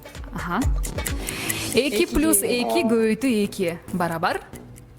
2 плюс 2 көбөйтүү 2 барабар. Ошону жазып алып туруп анан эсептесеңиз туура жооп ошондо чыгат, Деп эле математикадан 5 алчумун да. Аттестатта 5. Математикадан? Болду эми. Айдай, кол чалышсыз Кол Нуржамал. Кана эмесе Айдай. Барбы? Кофеден кармат койбойлу. Айдай, убакытыңыз аягына келип жетти. Жок, ойлонуп көрүңүзчү. 2 плюс 2 көбөйтүү 2. Ошол нерсени баракка жазып, анан ошол математиканын эрежеси боюнча чыгарсаңыз туура Болду. Ошондо деп эле. Аябай жардам берип атышат эми. Эмне кылайын эми, өзүм жалгыз болуп атам бул жерде. Кана эмесе Айдай, акыркы жообуңуз? 6. 6, туурабы? Сиз тура табыңыз. Ура! Азаматсыз Айдай, кол чабууларды сизге арнайбыз жана сизге белектерди дагы берүүгө даярбыз. Тумар радиосунун акырын атынан. сүйлөп алганда кыйын экен. Ооба, Тумар радиосунан мыкты белектерибиз бар. Сумка, футболка, кружка. Ооба, мына ошол ордун баардыгын сиз алып кетсеңиз болот. Баса анын кружкасын Нуржамалга да берип койсоңуз болот, анткени жардамдашты да. Туурабы Нуржамал? Эми номерлерин жазып калдык. Биз сапар залда карай уланталы. Кандай сезимдер болуп жатат? Нурлан азыркы учурда эсепти дагы бир байкаштырып көрбөсөк дагы болбойт. 1-2 болду. Угармандар алдыда. Өтмөштү менде. Сыр сандыкты дагы байкап көрөлү, Нурлан. Утулуп калсам Ичиндеги Нурланга эми жетти ал нерсе. Биз сапар залда карай уланталы. Ардактуу армандар, мыкты музыкалык чыгармадан соң кайрадан угушабыз. А сиз болсо таймашка мыкты даярданып келиңиз. Ардактуу армандар, Тумар ТВ телеканалына жана радио Тумардабыз. Кош келиңиз. Кайрадан козгоп жүрөктү ал олуп күйүп турат махаббат армандуу далай күн өттү кайра эле кантип сүйүү жаралат ойготуп сезимди оюмду эледиң сен ойлотуп күн түнү жүрөктүн дартын сезген адашып сүйүүнө абайлап калганым мен ой басып жүргөндө сен мени алдаган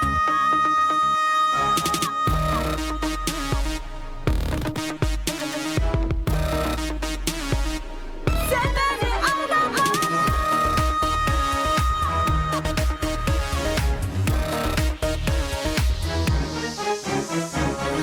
махаббат болду арманым сүйүүдөн көңүл калып барата алдаба байкап каламын көздөрүң бир ок үмүт жарата ойготуп сезимди оюмду эледиң сен ойлотуп күн түнү жүрөктүн дартын сезген адашып сүйүүнө абайлап калганым мен ой басып жүргөндө сен мени алдаган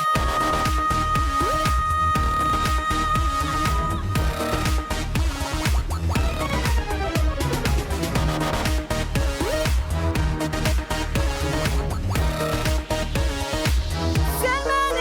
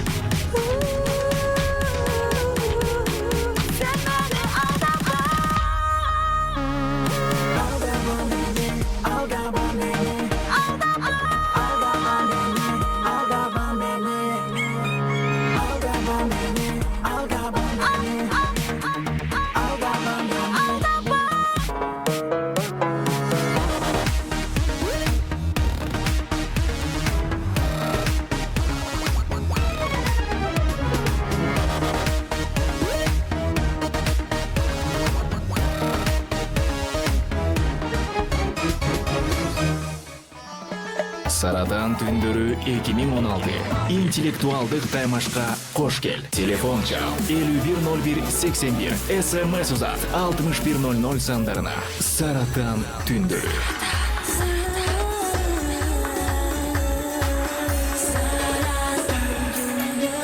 Саратан түндөрү 2016 интеллектуалдык шоу таймаш. Ардактуу армандар, жаңы форматта болот. Анткени жаңы форматта дегенибиздин дагы бир башка нерсеси бар. Анткени бизде студияда күн сайын бир кара сыр сандык катылат. Анын ичинде кандайдыр бир тапшырмалар катылган. Эгерде угармандардын командасы утулуп кала турган болсо, анда алып баруучулар демек биз Айжан экөөбүз аткарабыз. А эгерде Нурлан утулуп калса, анда Нурлан аткарасыз. Буйруса утулат.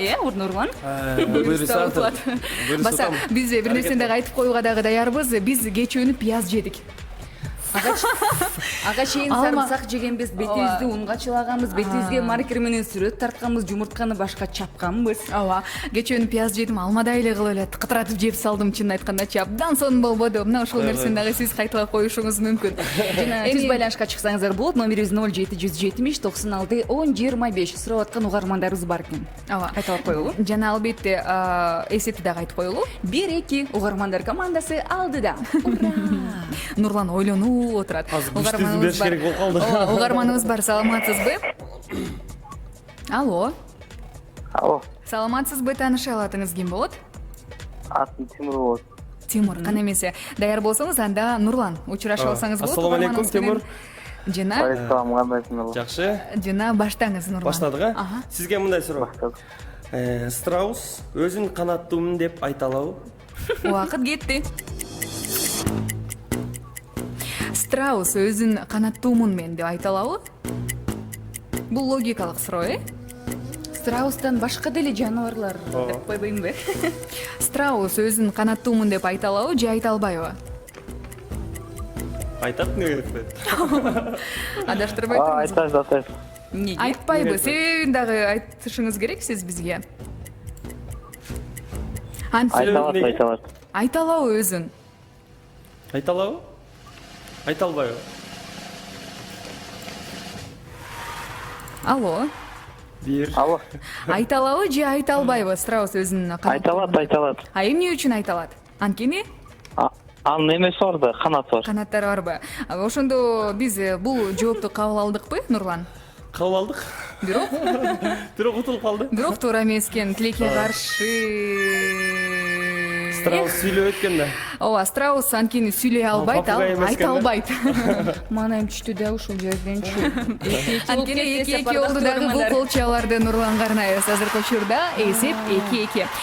Кана эмесе, кийинки угарманыбызды кабыл көрөлү. Алло, саламатсызбы? Алло, саламатсыздарбы? Тааныша алатыңыз ким болот? Атым Жылдыз болот. Жылдыз. Жылдыз, саламатсызбы? Саламатсызбы, кандайсыздар? Эми суроо сизден, Нурлан. Суроо менде, кайрылды. Сизге мындай оңоюраак суроо берип берейинчи. Мага жетип алсын. Ошондой эле бериңиз. Ооба. Тең болуп Ооба, азыркы учурда теңбиз. Мындай суроо бизге. Айта бериңиз. Аны көтөрүү оңой, ыргытуу кыйын. Убакыт кетти. Кандай дейсиз? Аны көтөрүү оңой, ыргытуу кыйын. Аны көтөрүү оңой. Ыргытуу кыйын. Кыйын экен, Эмне болушу Экинчисин мүмкүн? кайталап коюңуздар, угулбай атат. Аны көтөрүү оңой, ыргытуу кыйын. Ыргытуу кыйын, Так, аны көтөрүү оңой, ыргытуу кыйын. Багыт бергители, ал абдан жеңил нерсе, анткени көтөрүү оңой болот атпайбы? Таппай деле кое берсеңиз болот экен ыргытуу негизи. кыйын экен, мындай. Кыйын баса мурунку суроо бар эмес беле Страус жөнүндө, ошону да бир аз ойлонуп калсаңыз болот да. Ай, бул да мен эме Нурланга эле жардам берип калат окшойт. Жок, андай болбойт. Жылдыз, Жылдыз, эгерде Оюма эч нерсе келбей атат. Эмне болушу мүмкүн? жеңил эмнелер бар. Аябай жеңилби? Абдан жеңил. Ошон үчүн ыргытуу кыйын болот атпайбы мындай? Мынтип эле көтөрүп туруп. Ой, санабы кандай болуп калды? Жок, Жылдыз уксаңыз, деп койсо Мындай болот. адам кайгырат го, ошондо ыргытат. Нурлан таппайт башка жака кетти. Мен сизге эме алам. Жаш. Нурланды укпаңыз, мени угуңуз. Аны Аябай капа болосуз го ошондо. Мен жардам берип коеюнчу. Суранам, Нурлан. Мен жорто жардам берип Жардам берип койгула. Ким Айда, то есть Нуржамал. Жылдыз, Айжан. колуңузга ошол нерсени көтөрөсүз, алаканыңызга салып, анан алаканыңызга салып, Нурлан ошол микрофон нерсени өчүрүп турайынчы. Мындай кыласыздар. Деп койсоңуз болот. алаканыңа салып Жардам берип коюңуздарчы. Ой, берип атпайсызбы? Бул жанагы мультфильмдерде, жана фантастика кинолордо кездешет. Нурлан, сүйлөтөсүңбү мени? Колго саласыз, ал нерсени колго алып туруп, алаканга салып туруп, үф деп койсоңуз, ал учуп кетет. Ал эмне болушу мүмкүн? Ал чымчык. Нурлан. Минус эки болду. Акыркы. Ошол эмне? Канат, куштун канаты. Ой, азаматсыз. Жок. Бирок бар дагы Убакыт. Жок, убакыт жок, бирок бир мүмкүнчүлүк берели. Нурлан адаштырып эле атат, Кана эмесе? Ошо фантастика кинолордо кездешет көп. Тилекке каршы эң эле сонун мүмкүнчүлүктөрдү бердик бул колчаларды. Кандай ойнош керек экендимби? Эми бул колчаларды биз Нурланга узатабыз жана сөзсүз түрдө эсепти дагы жаңылайт экенбиз. Азыркы учурда эсеп 3-2. Ардактуу армандар, кош келиңиздер деп дагы бир жолу чакырабыз. Биз жакшы эле жылдыз бердик. Фантастика кинолордо. Бул негизи пахта, пахта же пух деп коет. Мына ошол нерсе. Жумшак. ыргыта албайсың да мына ушул нерсе ардактуу армандар ушул нерсени эле айталы деп чечкенбиз. Ал эми биз болсо Сапар залда Карабантал мыкты музыкалык чыгарма менче бүгүн бардыгыңыздарга дем күч берет болсо керек. Буйрса жеңебиз ардактуу армандар. Жашынакай белектерибиз дагы бар. Ал нерсени унутпаңыздар.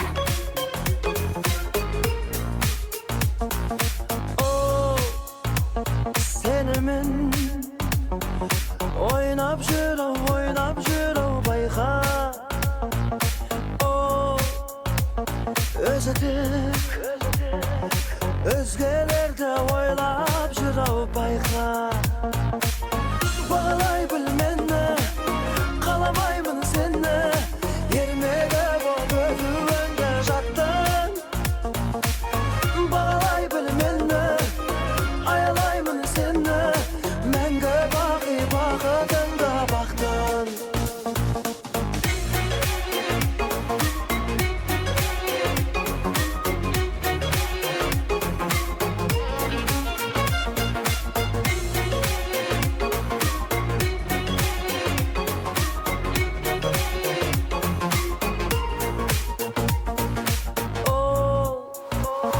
Sözümün Gül sıylaydı oyga Sol esimin Aldaydı arbaydı o bayka Bağlay bilmenne Kalamayımın senne Yermege bu gödüvende jattın Bağlay bilmenne Ayalayımın senne Menge bakıdında baktın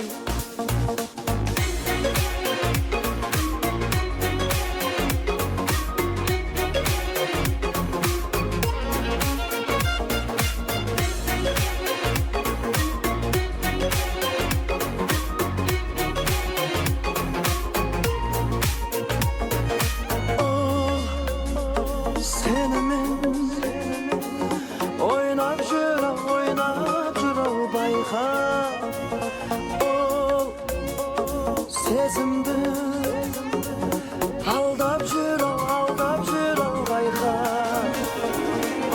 Karamdaram jol köp ayağım basanda Ana sapkap jürme bera bayka Düzüldegen tuğlap Şüregimde tüngdap Sыңay tağıp sezim görüm şayka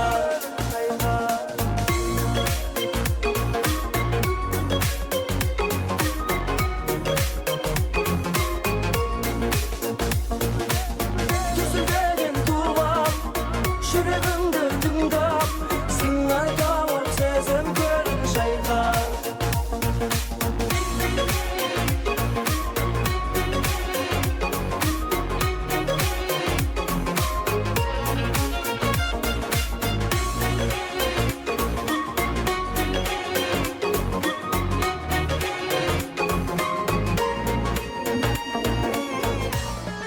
Саратан түндөрү 2016 интеллектуалдык таймашка кош кел. Телефон чал 510181, СМС узат 6100 сандарына. Саратан түндөрү.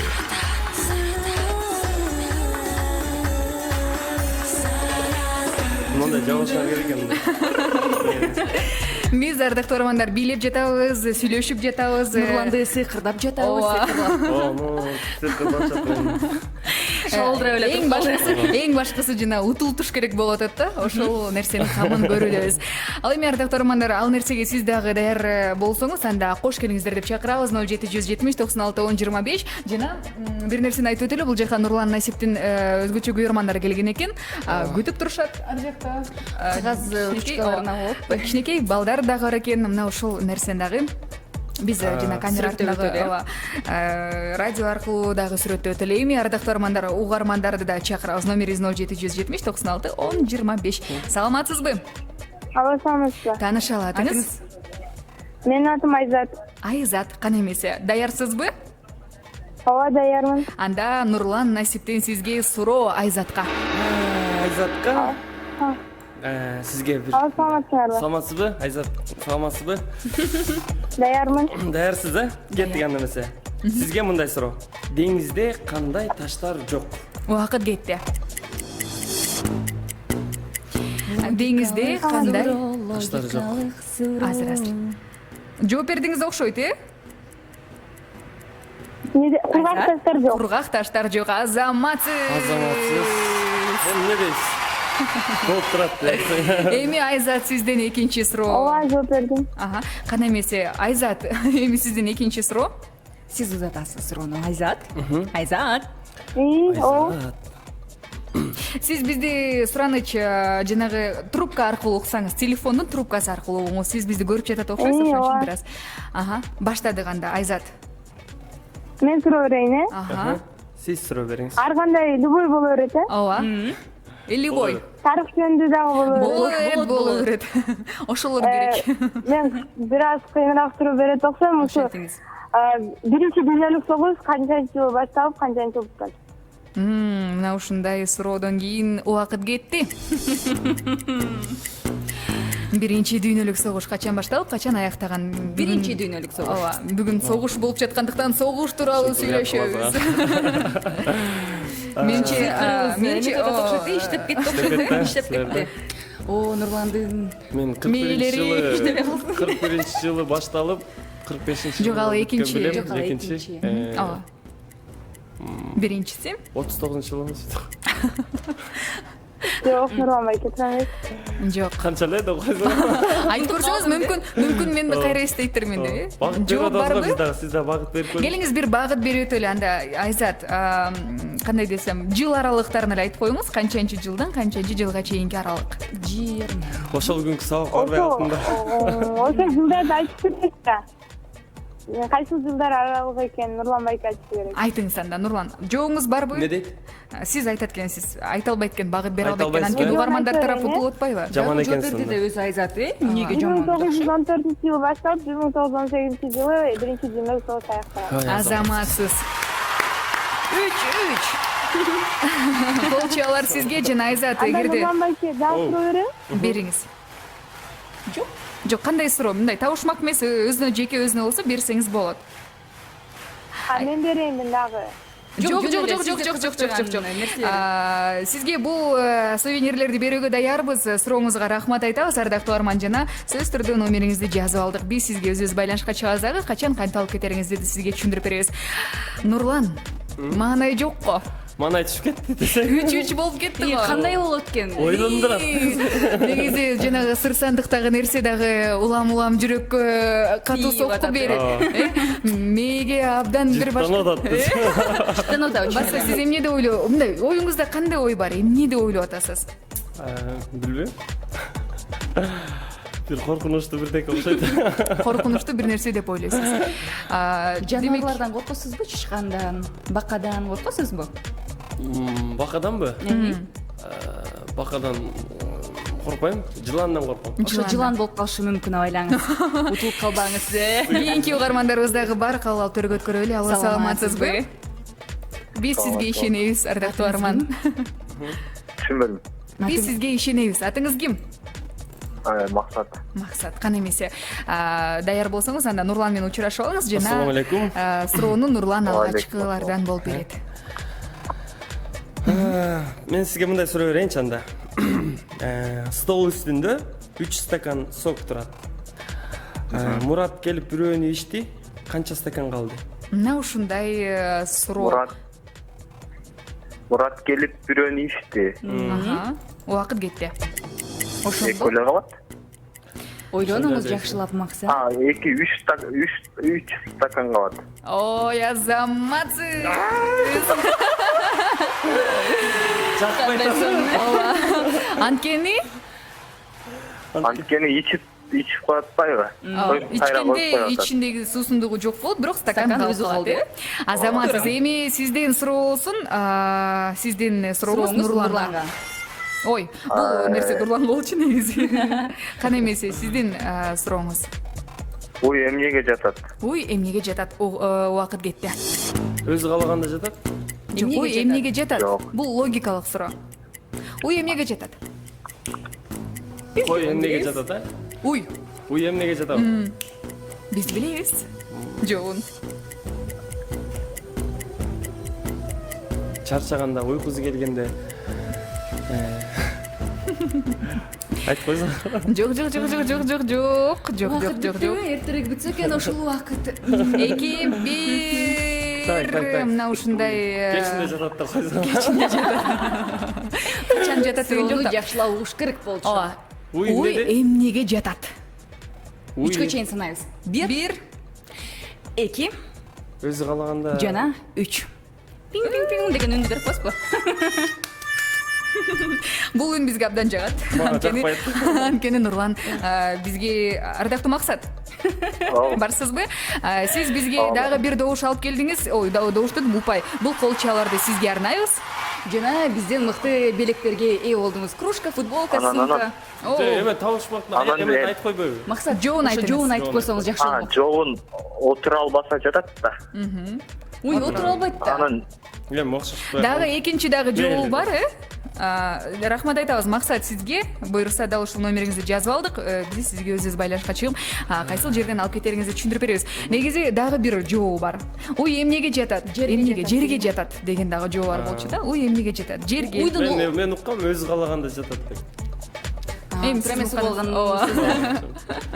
Мына ушундай дудук телефондон угуп алгансыз да сиз, Нурлан.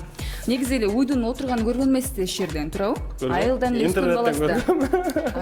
Азыркы современный үйлөр отуруп турат. столго отуруп тамактанып. Аттар отуруп монткендерди көргөм да. Деп Нурлан уже нерселерди сүйлөй баштады. Анткени эсеп 4-3 болот ардактуу армандар. Азыркы учурда Айжан экөөбүздүн маанайыбыз абдан мыкты десек болот да, жана угармандардын жана дагы телекөрүүчүлөрдүн дагы маанайы дал ошондой. Анткени 4-3 биз алдыдабыз. Демек, сыр сандыктын ичиндеги тапшырманы биздин коногубуз Нурлан Насип аткарып калышы мүмкүн. 3-4 ардактуу армандар. Биз болсо сапар залда караланталы мыкты музыкалык чыгармадан соң кайрадан сөзсүз түрдө угушабыз, оюнду улантабыз.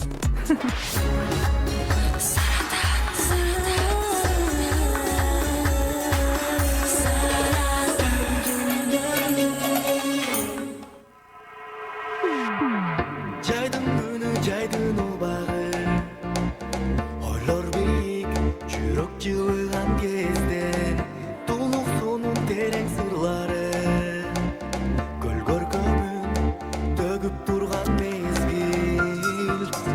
Ысык жайдын дорунда, чекти бойлоп эркелеп, ойноп күлсөң сонунда.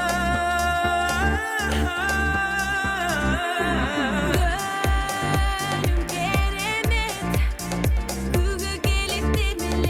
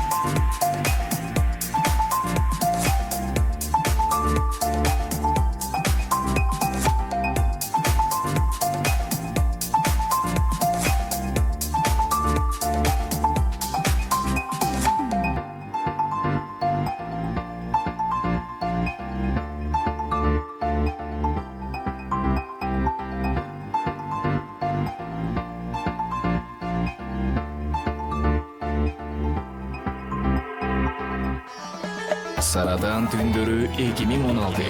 Интеллектуалдык таймашка кош кел. Телефон чал 510181.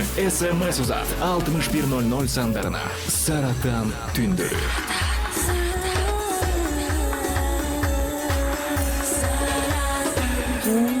Айжан экөөбүз ардактуу армандар жана теле көрүүчүлөр биргеликте сиздер менен маанайыбыз абдан мыкты десек болот Мен деле анткени. коштоңуздарчы. Нурлан маанай мыкты. Бизге мыктыраак. Серкинен эсеп 4-3 биз алдыдабыз. 5-4-5 мага 5-4-5. Угармандар. Түз байланышка чыксаңыздар болот, номерибиз 0775 96 25. Жардам бериңиз. Күтөм. Абалы сонун эле Нурлан. Камерада угармандарыбыз Нурлан. Бул жакта. Угарманыбыз бар калаптыр көткөзөлү. Алло, саламатсызбы? Алло. Десек угарманыбыз алыстап кетти. Макул, экинчисин күтөбүз. 1 2 3 айтпадым беле. Саламатсызбы? Алло, саламатсызбы? Саламатсызбы? Нурлан, алло деп коюңузчу. Алло. Алло. Десе дароо үнү. Эмне болду? Унчукпай атат, сүрдөп кетти окшойт Нурланды. Карамагызда жакшынакай эле жөнөкөй бала экен турат, маңдайыбызда сонун эле угарманыбыз бар. Саламатсызбы? Карамагызда 20 мүнөттүк убакыт бар. Саламатсызбы? Алло. Алло, саламатсызбы? Телефон добуңуз макулбу? Радиоприемниктин добушун бир аз азайтып алсаңыз болот. Ой. Угармандарыбыз. Айтпайм деди окшойт. Менче Нурлан да сыйкырлап койду окшойт. Угармандар келбей эле койсунчу деп. Саламатсызбы? Таанышалы. Атым Зумрат. Динара. Зумрат. Зумрат, кана эмесе баштайлы оюнду. Баштадык анда. Нурлан узатат биринчи суроону. Кана Нурлан, угатабыз сизди.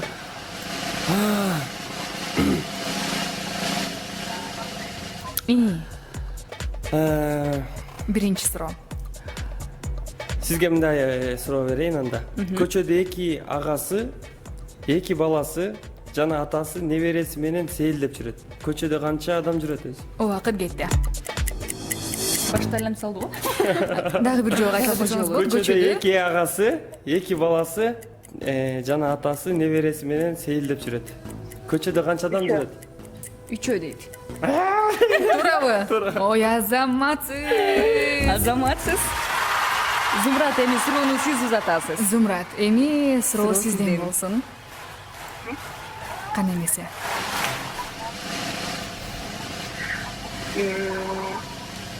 Азыр. Болуңуз Жок деп коюңузбу? оорураак суроолордон берсеңиз. Оорураак.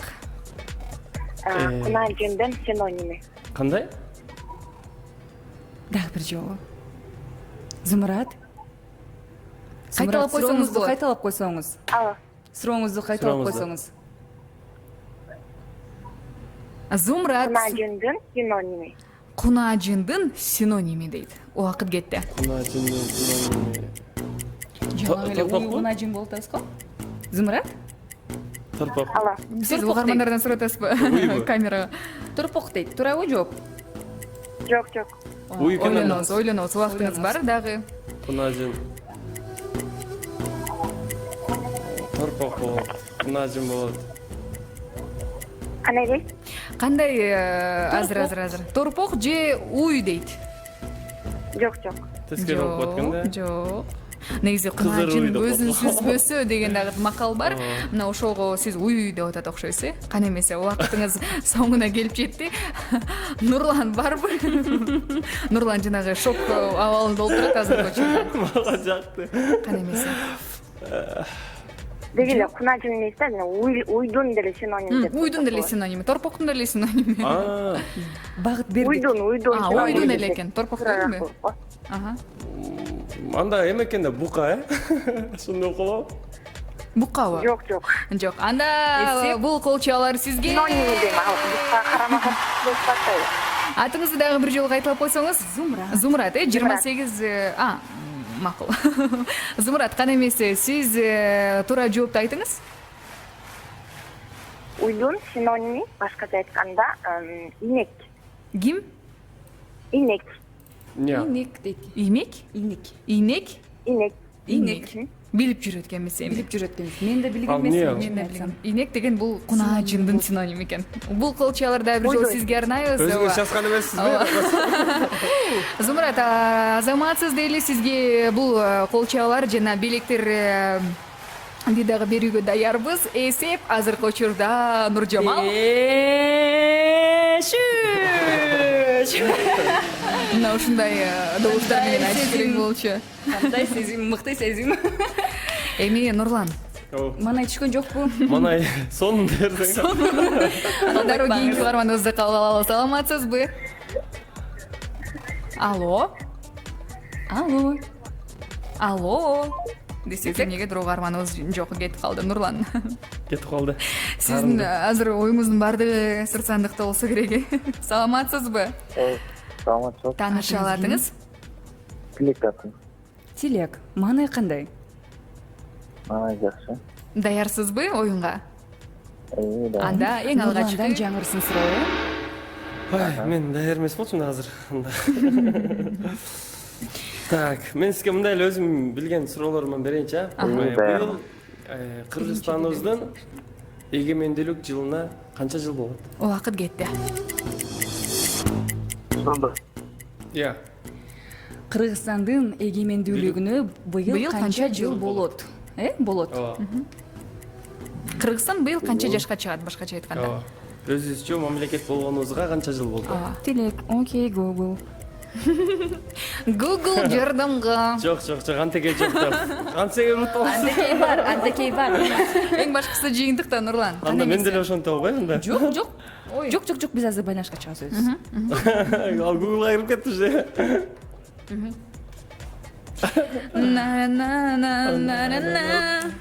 Кана эмесе. Ойлонобуз. Буйруса. Ойлонгула. Күнүгө кыздар пияз ар кандай жеп беришип тажашты. Бүгүн өзүм колоп кол кетип окшойм. Нурлан бүгүн өзүнүн талантын көрсөтсүн. Биз азыр кайрадан байланышка чыктык угарманыбызга. Тилек аттуу угарманыбызга жана Нурлан. Сурооңузду дагы бир жолу кайталап койсоңуз. Нурлан.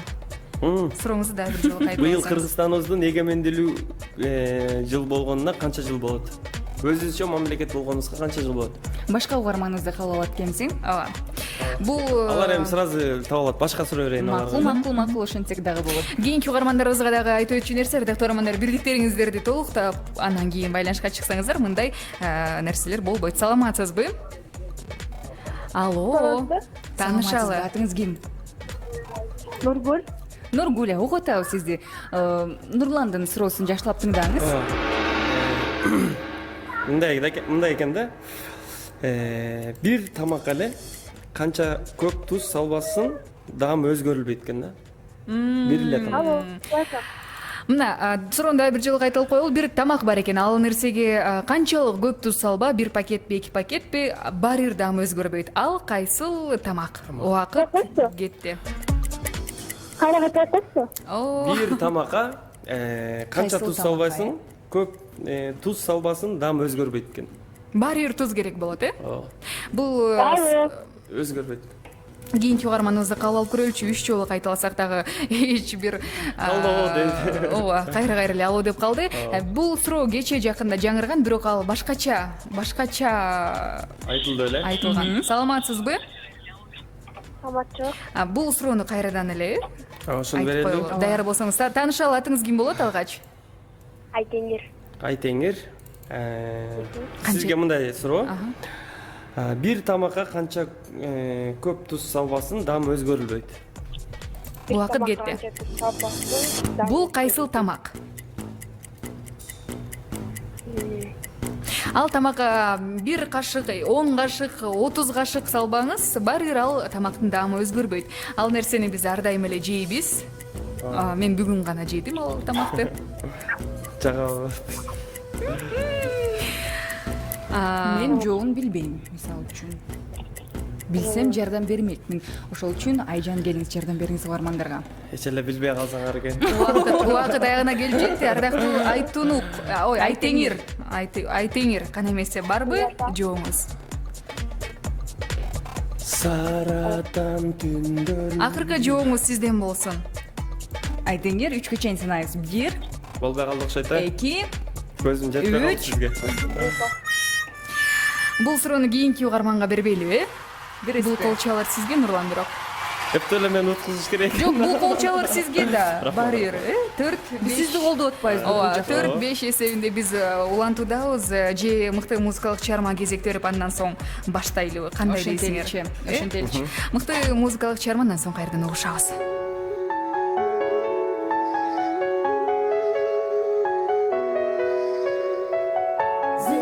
Зымырап мезгилин токтобой, кубулат төкөндү жоктобой, жакетип жер бетин чачып калдыр мени. Ай жұлдызға алмашылбас жарқын, ар бир күнүң бар жетпеген алтын. Учурунда сезе билгин баркын, кандайрак кайрылбас эртап кайра, жадырап гүлдүк жайнап жакшыга үмүт байла. Эң бийик асман айга жетесиң тапсаң айла, максатыңдан тайба, тайба, тайба, тайба. Үмүт үзүлбөсүн деген бололу, башты ололу, көтөргүн жогору, калаптырдасың бүгүн кезиңде, сени оянсам сезимге.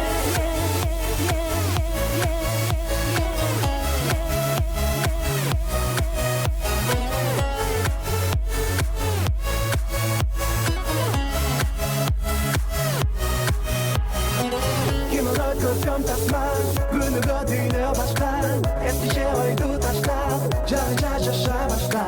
Өтүнүм үңсүз турба, өмүрдү бөлөп нурга, ырда, ырда, жүрөк ырда.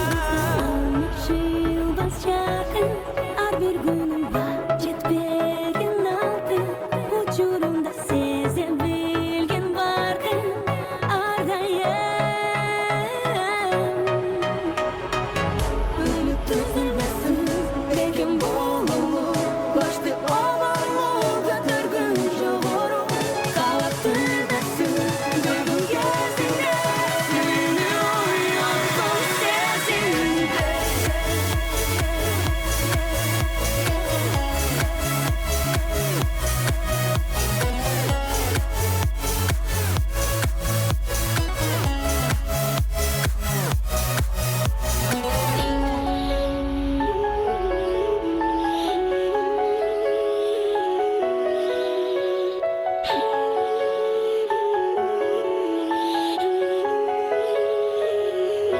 Ажылдары кандайрак кайрылбас эртеп кайра, жадырап гүлдүк жайнап жакшыга үмүт байла.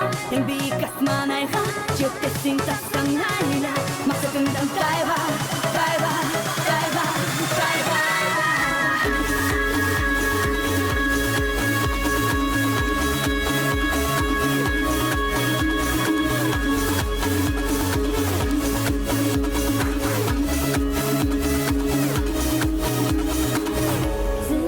Зымырап мезгилин токтобой. Саратан түндөрү 2016 интеллектуалдык таймашка кош кел. Телефон чал 510181, СМС узат 6100 сандарына. Саратан түндөрү.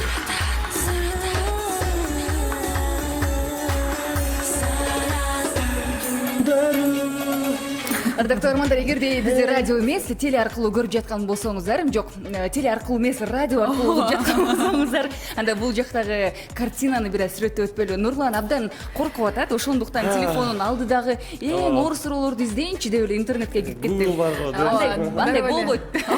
Андай болбойт. Негизи сүрөттөө тууралуу дагы сөз болуп калды. Нурлан бүгүн ак көйнөк кийип келген экен. Ак көйнөк карашым, колдорунда сааты бар, шакеги бар. Чаш жасалгасы өзүнчө эле кайрат нуртас. Жалтыр жолдо. Жалтырайт го тим эле. Силер да бутунда болсо жакшынакай туфли экен. апапак футболка кийиптир кыздар, бир өзү көк джинсы кийиптир, бир өзү мындай розовый шым кийиптир. Карама. Дагы эмне кийгенге айтайынбы деп коебуз. Жетерлик. Эми биз Сапар Залда караганда биз угармандар менен дагы таймашты дагы унутпайлы. Биздин достор кан эмесе баштадык. Угарманыбыз бар, саламатсызбы? Алло. Саламатсызбы? Саламатсызбы? Атыңыз ким? Айдана. Айжана. Айдана, Айдана. Угуңуз анда суроону жакшылап баштадык. Суроо кетти. Жана суроону айтам, ошону макул айтыңыз. Же башка айта берсем болобу? Айта бериңиз, башкасын деле. Каалаганыңызды айтыңыз. Жүрөк эмнени каалап турса ошону айтыңыз. Эч нерсе. Сизге мындай нерсе айтайын. Азыр жаңы суроо берилди. Ошондо эскисинин жообун айтып коелу. Эскинин жообун. Эскизи кайнатылган, сууга бышкан жумуртка. Ага канчалык суу, тузду кошпо, баары бир даам өзгөрбөйт. Бирдей, Ооба, кийинки суроо. Сууну кайсыл учурда кессе болбойт? Сууну кайсыл учурда кессе болбойт? Убакыт кетти. Ой, болот. Сууну кайсыл учурда кессе болот? Жакшы болбойт деп эмне дейсиз? Айдана. Сууну кайсыл учурда кессе болот? Эмнени? Суу. Ичесиз го? Сууну? Сууну кайсыл учурда кессе болот экен? Бычак менен же кайсыл бир инструмент менен кесип койсо болот экен? Кайсыл учурда сууну кесебиз кана? Айдана. Физиканы эстейбиз. Иә. Физика сабагын Суу эстесеңиз. кесилбейт? Жок, кесилет экен да, ошол үчүн бул суроо берилди да. Кайсыл учурда кессе болот? Убакыт дагы соңуна келип жетти. Айдана. Сууну кайсыл учурда кессе болот? Айдана, эсеп 4-5. Бул жакта сизге багыт берип жатабыз. Физика сабагын жакшылап эстесеңиз болот. Сууну Буйруса. Кана эмесе, болмосо эртерээк барбы жооп? Акыркы жообуңуз? билбейм. Жок, билбейт экен. Тилекке каршы кийинки угарманыбызды кабыл алып көрөлү бат-баттан. Анткени жанагы 5-5 болдукпу? 5-5 болду. Бул кылчаларды сизге арнайбыз. Жана кийинки чечүүчү угарманыбыз дагы бар. Азанда силер сага кандайча дайын? Ардактуу угарман, сиз чечүүчү угарман болуп эсептелесиз. Саламатсызбы? Алло. Саламатсызбы? Атыңыз ким болот? Айдана. Кайрадан сиз келип калдыңызбы? Суроону. Жок. Бул башка Айдана. Суроону бериңиз, Нурлан. Сизге мындай суроо берейин анда. Жуп санды Суроону. угуп атасызбы? Ооба, угатам. Жуп санды 3кө бөлсө калдык кандай болот? Убакыт кетти. Бул логикалык Кайта суроо. апат, угуп атат. Жуп сан барго? Жуп санды 3кө бөлсө кандай болот? Кандай калдык калат? Ооба. Бул математикадан суроо окшойт, э? Санды. Калькуляторду ачыңыз, мүмкүн бөлүп көрөсүз. Жуп санды. Жана апасын айтып атат. Ооба. Жуп санды убакыт аз, убакыт өтө эле аз. Жуп санды 3кө бөлсө кандай Багыт болот? берип коесуздар. Багыт береличи келиңиз, Нурлан, э? Жуп санды мындай уксаңыз, 3кө бөлсө мындай калдык кандай болот? Калдык кандай болот? Ошол жуп саны кандай сан айтып койбойлу? Биз бөлүп коелу бул жактан. Айтып коюңузчу, Нурлан. Мен сизге эле айтып койбойм. Айтып коюңузчу. Анан эфир сырткары эле. Кана эмесе, жооп барбы, Айдана? Сизге өзүнчө эфирден сырткары айтпайм Жуп санды 3кө бөлсө бөлчөк түрүндө болуп калабы? Кандай бөлчөк? Жыйынтыгы бөлчөк түрүндө болуп калат, э? Калдыгы канча дейт ошондо? Жооп кабыл алдыкпы? Как санды айтсаңыз болот? Сандар да багы. Кадимки эле биз колдонгон эле арифметика. бир санды айтып коюңуз, мына ошол жыйынтыгы болот Жүзгө экен. чейинки десең. Болуңуз. Бүтүндөрү жок, э? Каалаган санды айта бериңиз. Убакыт аз. Айдана. Акыркы жообуңуз Айдана. Чечүүчү жообуңуз 3 дейт. 3 туурабы? Жок. Ошондойсам да тилекке каршы. Нуржамал. Эми ушундай экен жашоо, эмне кылабыз? Бир жана Ошол менен сиздер менен коштошобуз. Кеттик, Нуржамал кашталат. Бул колчаларды Нурланга арнайбыз. Сүрөткө тарткылабыз дейт ошол видеого. Өзүм ачып берейинби? Бул кол чабуулар азыркы учурда Нурланга арналып жаткан учур, ардактуу армандар. Ал эми акыркы мүнөттөрдө сандык буруп кетти, эсепти буруп кана кетти. эмесе тыңдайлы бир нерсени тыңдайлы. Саратан түндөрү. Сыр сандык. Сыр сандыкты айткандан мурун жообун айтып койбойсузбу? Жообу кандай? 1 жана 2 дедим. 1 жана 1 жан. 1 сан анан 2. 1 2. 1 Сандар 2 ошондо. 3 деп койду да. Бирге 2 болушту 3 да. Кана эмесе баштайлы. Нурлан, Сыр сандыкты өзүңүз ачыңыз. Ой, жакшы нерсе бар болсо экен, о Кудай. Пияз жей берип, пияз жей берип чарчадык биз. Что-то сына турган нерсе окшойт десең. Так, мен өзүм көрө алайын биринчи, болобу? Макул. Убакыт аз, ошону да эске алалы. Ошон үчүн айткам да. Эмнеди? Алып берейинби силерге? Бул эмне? Мага да тыңдалыштуу да. Бул эмне? Горчица. Мен салыңыз, Нурлан, сизге Мен бул белеке. өзүм дагы видео тартып алып. Жешип көрбөйсүзбү? Келиңиз, чогуу жейбиз. Кана эмесе барасыңыз? Келиңиз. Жок, силерге эле буйрусун. Конокторубуз дейсиң да, келиңиз. Конокторго атайын видеону ала келбеген. Чыныгы кыргызымдын мырзасы конокко келиптир, келиңиздер, чогуу жейбиз. Ардактуу Тумар радиосунун угармандары жана көрөрмандары, биз бүгүн 5-4 эсебинде утулдук. Угармандар тарабы утулду. Угармандар бир нерсени айтып өтөлү. Бул нерсе сиздер үчүн горчица деп коет, абдан ачуу, бул нерсе. Бир кашык эле. Расселе болду. Нандыр кыскостук. Бир, кел.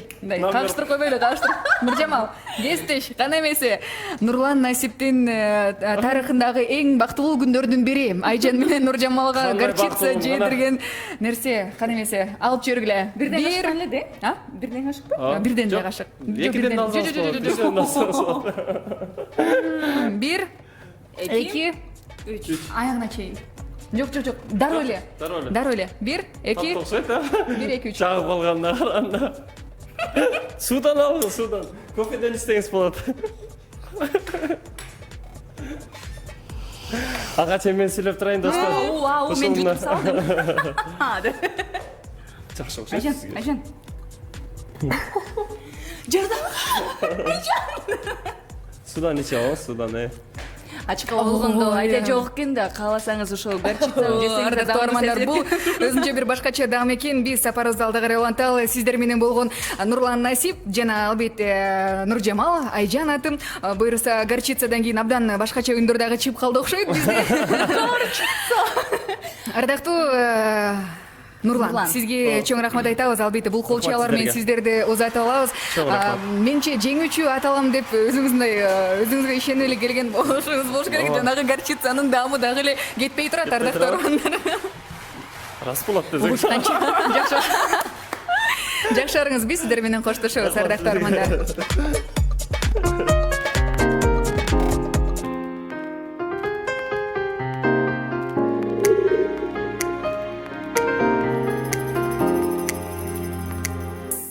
Махаббатым тартынаман айта албай, кездешүү айласын